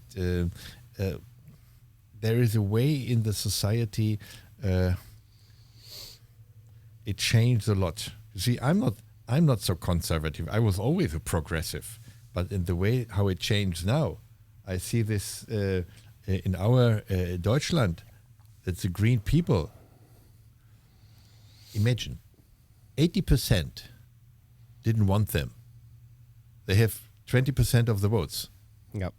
And to get the power, yeah, they make agreements to everything, and then this guy gets a minister office and can ruin the whole industry in Germany. Why is this possible? I don't understand. They should not have. This is a lack of the democratic, that they just glue together and they promise something, and when they want to be in power, they make agreements just to stay in power. Yeah. And so stupid people. You see, most of them they have never finished a work, a job. School. Yeah. They have no job. They are. If they would not be political, they would have been unemployed people. And this is something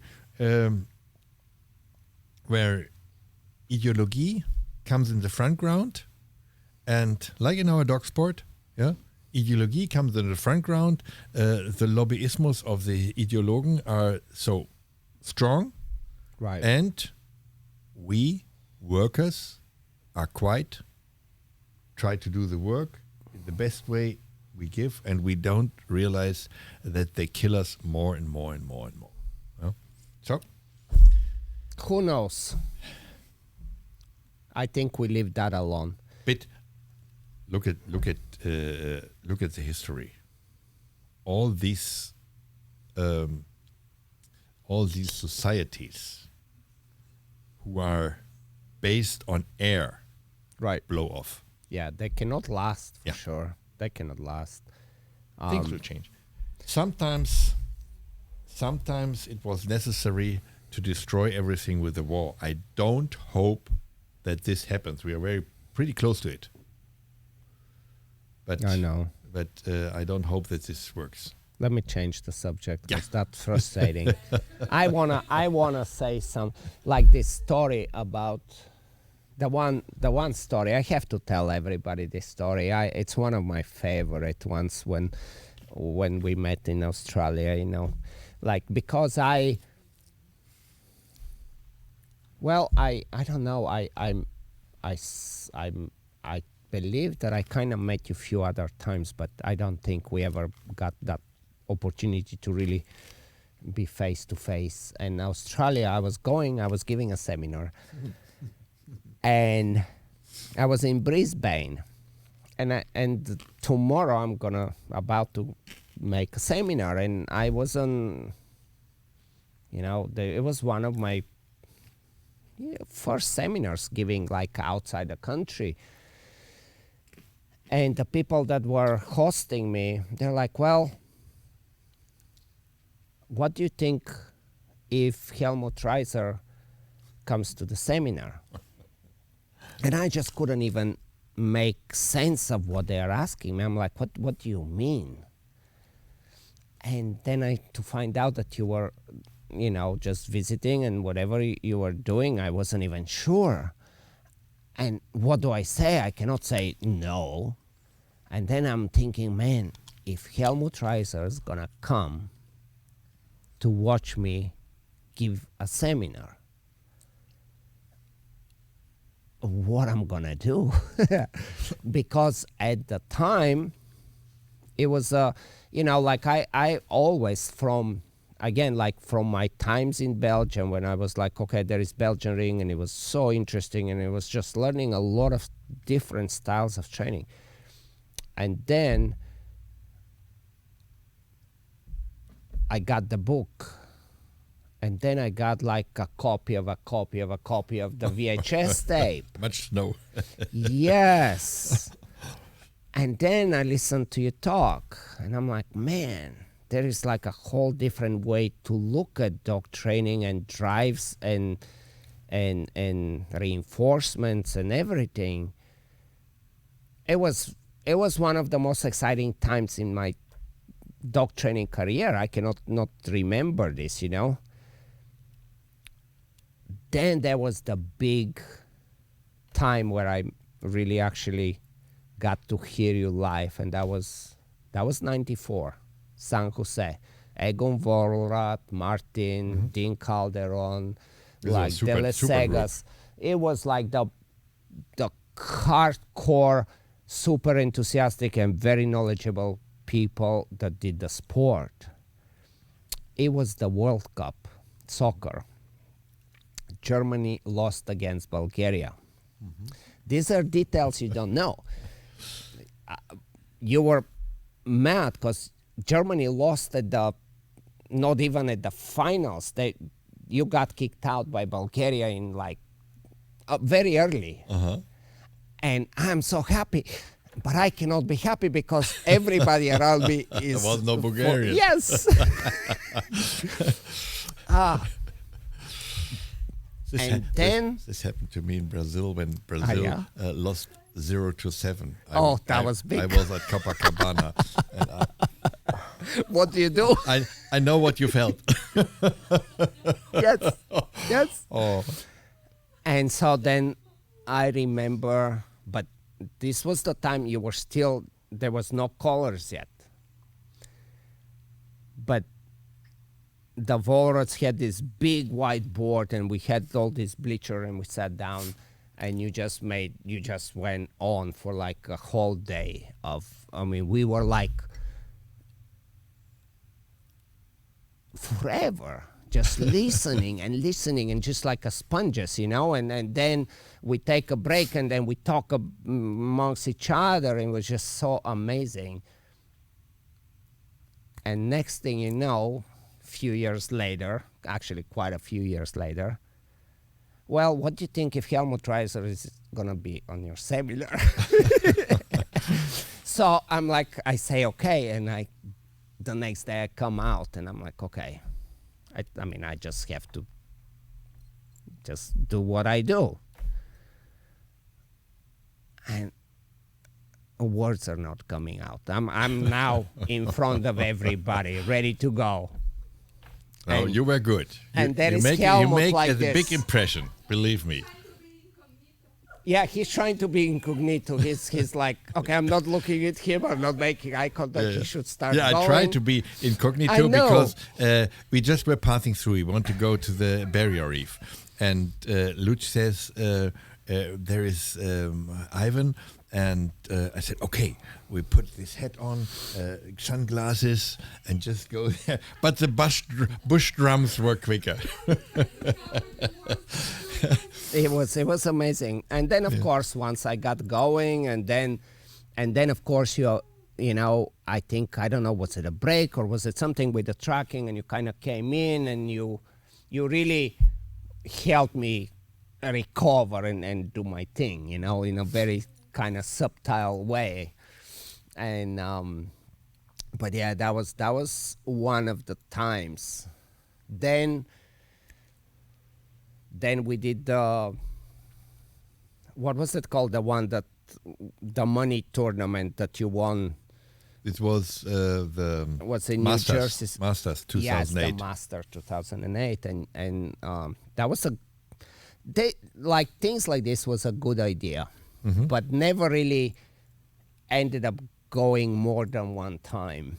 Well, because Carlos went sick, he got cancer, and he tried to do, and I already applied again, but then they quit because they couldn't do this. Yeah. So for those that listen and don't know what we're talking about, there was a 2008. There was some conversations and some ideas to make IGP or Schutzhund by invitation for money prize. I believe it was good. I think it was 10,000 or something, 15. or 15. Yeah, I mean. But 10 I put to the next Yes, places. then you did. Yes, that's what you did. I felt he was so uncomfortable. generous. He's like, I cannot do this. No, I will split it. I felt uncomfortable with this. Yes. But that was a very good idea. And this was one of the times when, and I had a show German Shepherd, total show German Shepherd from Brazil. I gave a seminar, and they bring this dog, and I'm like, and they're like, what do you think? And I'm like, I don't know. So I work him. I'm like, oh, I really like him. Can I buy him? And now they're like, oh, he's really good. You can't buy him. And anyway, I ended up getting him, but I did not know how much the how do I say this? Like, even between the working dog, big name, influential judges and communities, they were, even today, they are very prejudiced towards, oh, it's a show shepherd, he cannot possibly have what it takes. And we gotta be able to look more openly to this. But that was a different story. The reason I'm bringing Masters is because it was all German Shepherds, and for some reason, tracking. And I don't think it was that easy tracking, but all of the dogs were very skillful at tracking, and we were all watching each other and appreciating the skills of the handlers and the dogs, and it was beautiful. It was a good organization. Yeah. It was a super tournament, yes. I But wish it was they do that. extreme conditions. Yes. The heat and everything. Yes. But then you see a dog with very good understanding and good ethics working through problems. It was and because we all were somewhat on the same level, we were able to appreciate it, what every other person was doing. I think it was a very special tournament. And it's very unfortunate that they don't have this anymore. I want to ask you, helper work. How do you feel about people that live way out of having access, especially in the States, doing certain things by themselves? There is always this, like, how much and what can you do by yourself as far as protection training with your dog? Yeah, this is something what I also suffer. I don't have a good helper at my house, in my around. And in the past it was different. I educated lots of helper, but at the end nobody is there, and people come and I do the helper work with my own dogs. You see, what I do in 2-3 Schutzdienst takes me with my dog 1.5 years. And because if I let someone do the work, it goes 1 step forward, 2 steps backward. Yeah. and then, of course, one thing is good.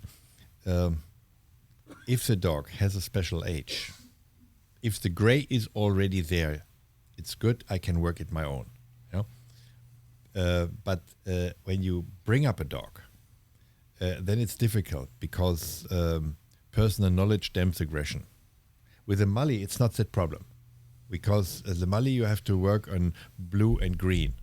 Yes, if you go too early to the gray, then either the tail is under the chest or the handlers in hospital. But that's the danger, actually, because when you say that it's easy with a Mali, that's a real danger, and it happens all the time, because the Mali looks like it is so young, offers so much, that the helper is like, oh, I can do so much with it.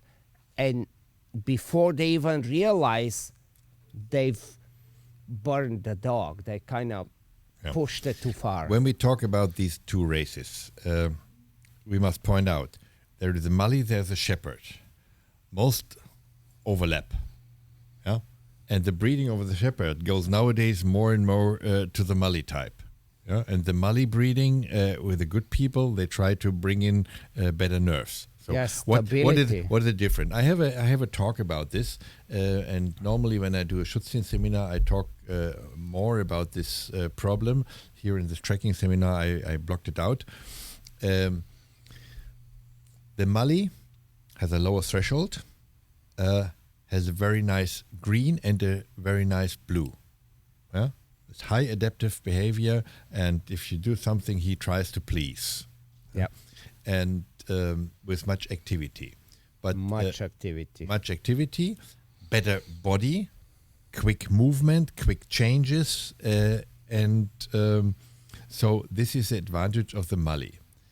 And as I said in the seminar, when I'm kidding about this, should be happiness in the work. No, sport is never happiness. Sport is limit. Yeah, and Mali is on the limit. This typical, I'm talking about the typical, of course, is on the limit when he has a conflict in the green. Yeah? And you saw this here with the young dog. We worked here. You just move a little bit with the prey, yep. And then the dog is held in the harness, and he starts show gray for the conflict. Yeah, so and. It's for me, it was interesting when I saw the training with Matthias, with his friends and his Malis. They have quite clever. They start from the beginning. They're working the gray, but not connecting with the biting. Yeah? So they work the gray, they stand there, make defense attraction, and the Mali gets used to this. Like this young dog here as I work. He starts with his stick and goes out and wants to bite the stick. And when you put the green in the front ground, the dog gets used to this attraction. Yeah. So, and what they do, this was so smart and so clever. They just work the gray, make a short break, minimum 3 seconds, take the sleeve, and then they start only with the green and make the biting with the green. Yeah? And so they separate at once. That's not the work you should do with a Shepherd because you need the limit. The Mali is on the limit if he doesn't get the prey. And if you do a little bit with his stick and so, then he's over the load and goes out and is in hectic. Yeah? And tell me just a little bit quickly about what you mean by limit, just so everybody understands what we are saying. Gray and blue has the same attraction. It's the loadability. Yeah, it's a conflict. Yeah, if you put a high dose on compulsion on the dog, it goes to blue. If you put a low dose, it becomes hyperactive. So the limit is where it turns. Yeah. Okay. You increase the loadness, yeah? And then it asks for and then possibly the dog starts switching. Aggressive, and when you do more, it goes to avoidance. Yeah. Yeah. So and the limit, talking about what the nerves can hold on loadability. What do you say? Sure. Yeah. Yeah. And this is something. When you go to this border, yeah, you have most activity, because the conflict brings the gray, and the gray brings the power. So now, when you work with a typical shepherd, yeah, you have to bring in the gray, that the dog goes to the border of the nerves, and then you channel this in the green. Huh? And with the Mali, you don't have to do so much. You are not allowed to do so much. Right. If you hit him hard, he goes out. Yeah. And if he is overloaded, he's sensitized. Yeah. And then he has much more fear. He learns quick. You see, the Mali came up because we have so good techniques. In the past, where we had no knowledge how to train a dog, you needed dogs with much resistance. Very stable. That can take a lot. Nowadays, everybody wants, they say, we want a good dog. What is a good dog? Nobody can answer. Because these guys who said, we want the good dog and the strong one who has resistance, give such a dog to someone nowadays. Yeah, this dog bites the handler and is put to death. This is there are so few people who really can handle this old style of dog with a big resistance. Nowadays, with our good techniques, with our super learning deals, if you do, you get positive reinforcement and. We can handle very good with these dogs with lower nerves and good threshold. This is what Volker Riedel, old friend of mine, was a judge in the Malinos. Yeah, I know. I met him in the 70s already. He came with his really? collars, and collars didn't bark, and I said, hey, every dog barks, and so we have long story. So when we join now with the Malis in the RSV 2000, we have to overwork our matrix so that we can define the Mali. So I went to Volker, to Trier, and worked it out. And Volker once told me, Helmut, you criticize our Malis because of low nerves. We know the advantage of this. See? And I said, okay, you're right. Yeah. If you have this, see, I always preferred in the past dogs. You have the DDR system, 5 in the middle. Yes. Then you have to the 3 and to the 6, 7, 8. Was that? I preferred always the 4 dog, because when you teach proper and you have lower nerves, you have more power. Yeah. If you are not so clever in the teaching, you better have dogs with better nerves, because you put in more conflicts. But that's also very critical for breeding. Yeah. To do intelligent breeding, that you're looking in 10 and 20 years in the future. But I'm super surprised that you actually, this is like this 1 through 5, 5 and 4, and that's what I grew up. That was because it was in Germany and the Eastern European bloc and everything. So how was that even? How was in West Germany that came? Was that appreciated? This kind of. We put it in our RSV 2000 in the matrix when we do the Talentsichtung. Middle 5 is always the best, but we only have up 2 criteria: up 3, up 1, and down 3, down 1.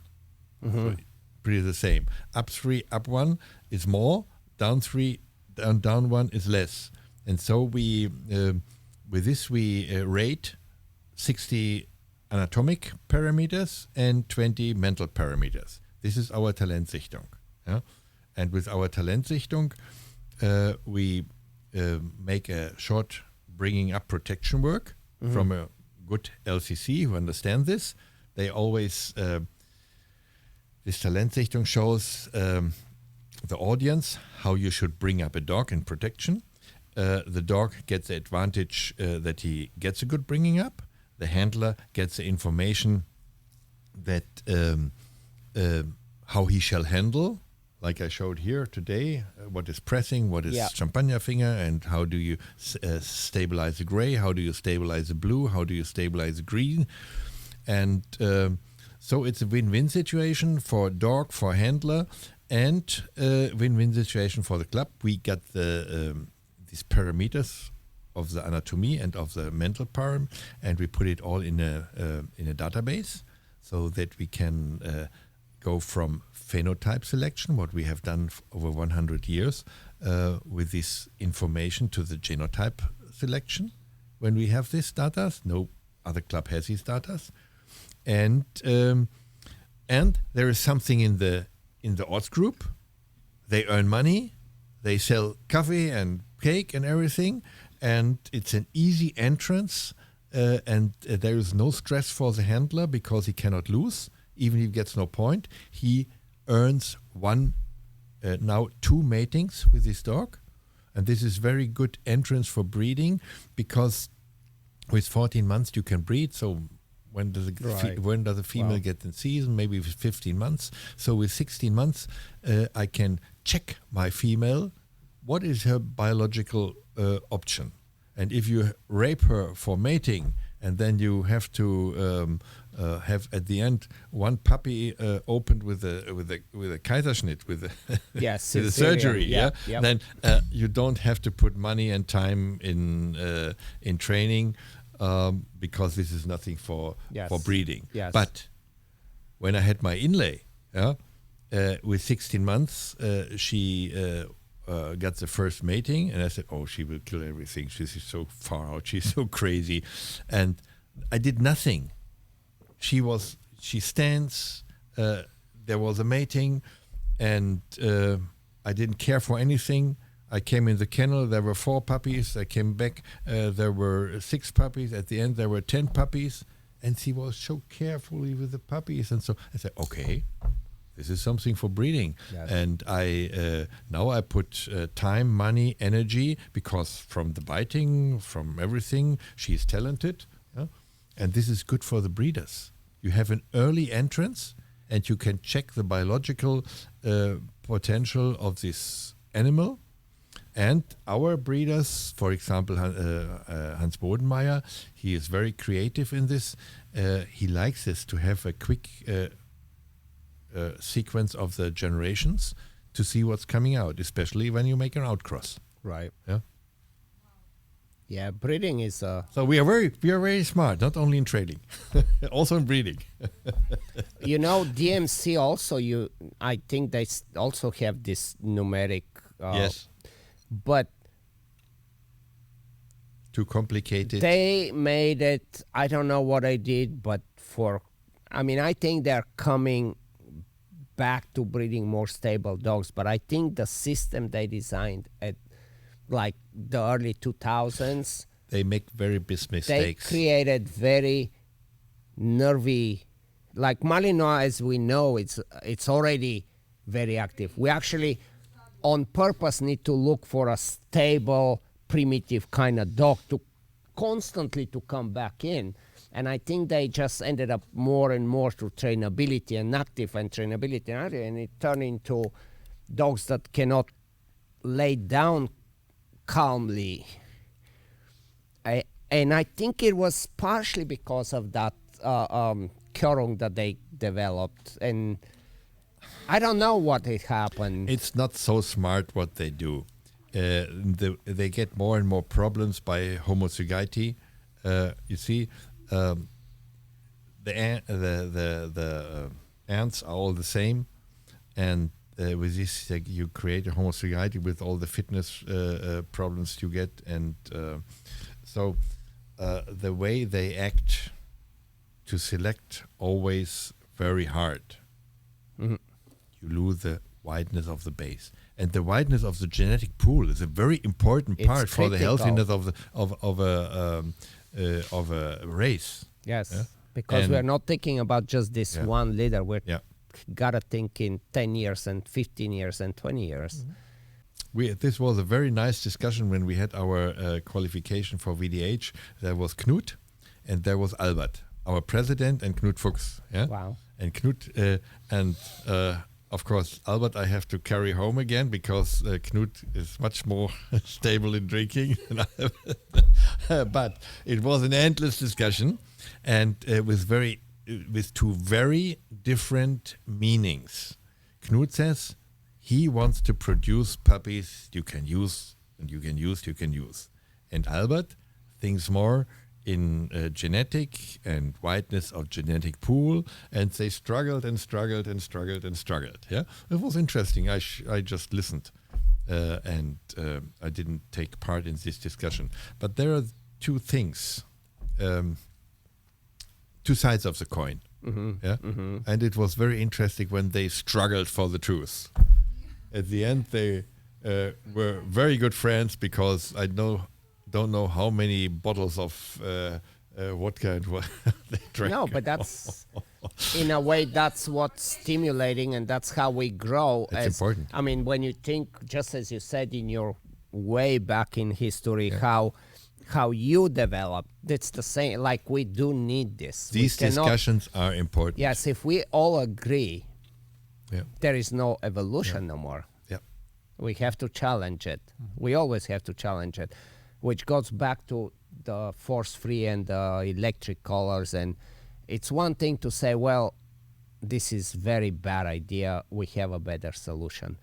But when you say that you have a better solution and you cannot openly come forward and show us, because if there is a better solution, who wouldn't take it? The problem is you can stay on 4 levels in your life. The lowest level is you're unconscious incompetent. So this is where I first heard this, was you talking about this, and I believe it was San Jose's work, the seminar. I learned this in Australia from Luch, the guy. Oh, was it Australia that you told me? Yeah. Maybe that's where. Luch, I have this from Luch. There are 4 levels in life you can rely on. The lowest level is you're unconscious incompetent. If you are there, stay there. Everything is in order. It's happy place. Yeah, happy place. No stress. Yes. So, and Luch told me, if you want to teach someone something, you must bring him on level 2, that he is conscious incompetent. This is not nice. No. This is stress. Pressure. Then he works on himself and he becomes conscious competent. Unless you quit. Unless Many you quit. will quit. Unless you quit. And then you have one problem. It's still stress, because when I teach dog training and the people know what to do, they are always 1 second too late. Yeah, and it's not yet automatic. But if you're talented, if you work on it, I tell this the same to my employees in my practice, you can get level 4, like my Anna is. She doesn't think; it goes all automatically. Yes. But she can think if there is a problem, and then you are unconscious competent. Yeah. And this is as good as level 1. Yep. Because it's stress free and you are happy. And this I talk to my employee in the practice when I have the finger in the mouth of the professor from the police academy, and very smart man. I took them out, and then he told me, and then there is a level 5. I said, hey, what's this? I don't know. I said, level 5, these are competent people which are unwilling to learn. These are the worst. And you find in these, in the charge of the clubs and everywhere, these people who are in the power position and they ignore a different meaning. What we talked about, they just get information from the people they want, which agree with this. And this is there all is over the one same. more level for me. I again, like, ever since I heard you telling me that back in Australia, I always use it, and I actually, it's part of my, it's almost like my introduction to my dog trainer school. I actually talk quite a bit about this because it's so important. But I came to another one. Like, for me, I have a different level 5 where it's when there is that point that becomes an art, where you can break the rules and you can paint like Picasso that just makes no sense, but then you go, wow. And I think certain people are capable, but not everybody. And one of the big things as a dog trainer is to go through that level one, the oblivious stage. Oh, I'm going to be a world champion. I'm going to be whatever. It's such a good place, right? But you have to stick through the hard times, the 2 and the 3. Mm-hmm. You have to. Of course. If you have to. And then hopefully with good commitment and good surrounding community, you grow to level 4. I don't think it's hard to be level 4 if you don't give up and you have the support system. Mm-hmm. Of course, talent. We cannot argue about talent. Like, I cannot paint. I cannot sing. I can train dogs. And I think sometimes people go into dog sports not because they believe they're good, but because they suck somewhere else in their life and they think that this will be the place where they can excel. That's the thing, knowing that they are not good at it, but somehow, I don't know, it's a difficult, when you give seminars, this is always my problem, even with the school that I have, seminars that I teach, there is always a person that has this super high motivation, but has no talent. Yeah. And you know that it just cannot happen. But you cannot say to anybody that you're not good, it cannot happen, because I've learned that lesson. I've said that before. And 3 years later, hey, remember me? Well, guess what? My dog is now IGP3. I'm like, okay, yeah, your dog is IGP3, but that doesn't mean that you have talent for this. Like you can paint by numbers, but you cannot actually paint. I know what you're talking about. I have, of course, the same situation, especially at home. I have not these super dog sportlers. I have not talented people. Yeah? But if you talk to them about this and they accept their problems and their level, then it's easy to help them and to improve. Of course, they reach a level they will never become an Ivan Balabanov or Helmut Raiser or something like this. Yeah, but they don't want this, and this is the most important thing, that you make clear. On where what, do we want to on go? what basics they stand. Yes. Yeah, and then I always tell 2 things to the people. I say, I can push you forward as maximum as I can, but this goes to your personality. You have to change your personality. Yeah, like I told you, the people, free the body, move in this way, stay this way. No, don't move. Don't become hyperactive. If you are in conflict, don't make ha ha ha. Stop this. It's not allowed. Yeah. When you train dogs, because the dog never understands humor. So, if you tell this, and then I tell another thing to the people. If you feel it personally, when I criticize you, when I give you compulsion, like your dog, yeah. If you feel, then I quit. If you accept this, that all the stress and all the power I put on you to change your behavior is a goodwill to push you forward, but please tell me if it touches you personally. Good strategy. Then tell me before. I don't have to do this, and for me, I quit if you get angry personally. Yeah, and then you can treat people in a way that you punish them, because I have very top man. He is so busy. Every training, he forgot what he has learned last time. Yeah. Yeah, and we always start again. And then he starts again. I said, hey, what do? You destroy everything. Yeah, do this, do this, do this, do this, and then he has to be obedient and do this, and we start from the beginning. And what I do in the training, I do only one session, barking session, out of the blind, Platz, and he didn't do the important things for positive and for reinforcement and for body language, and then the whole training is just training this 10 times. Yeah. Yeah. When shit happens, open. We start from the beginning. trying to create some habit in Trying to create. You see, when you were at the army, you get drill. Yeah. You know what drill is? So drill this exercise. Drill this exercise, and then next time we drill the next exercise. Next time he forgot the first. Yeah. Right. And then I learned to be quite patient. In the past, this conflict creates me gray. Nowadays, I know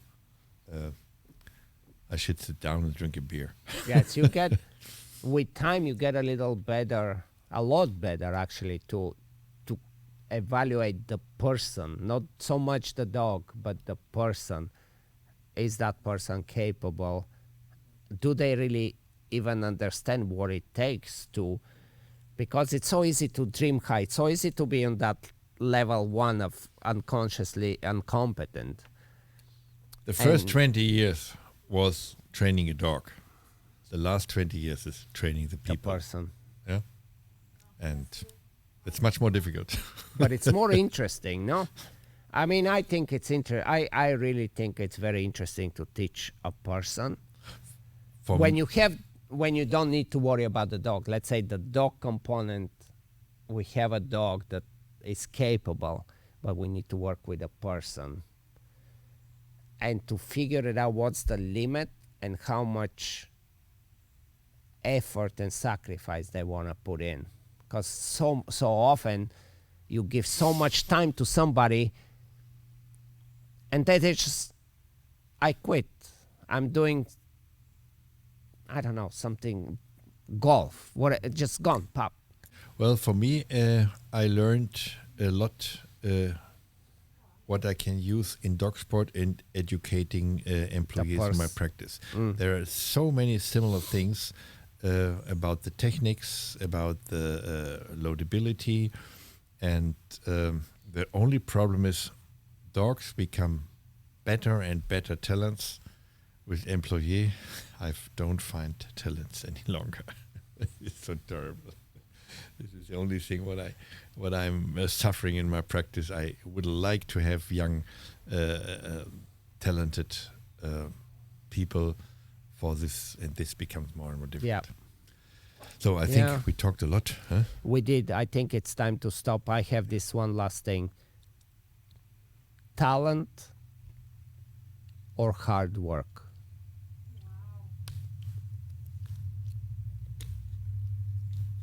What do you mean? Well, sometimes there is the say, well, if you put the time and if you work hard, you can beat talent. Or if you have talent, but you don't work so hard,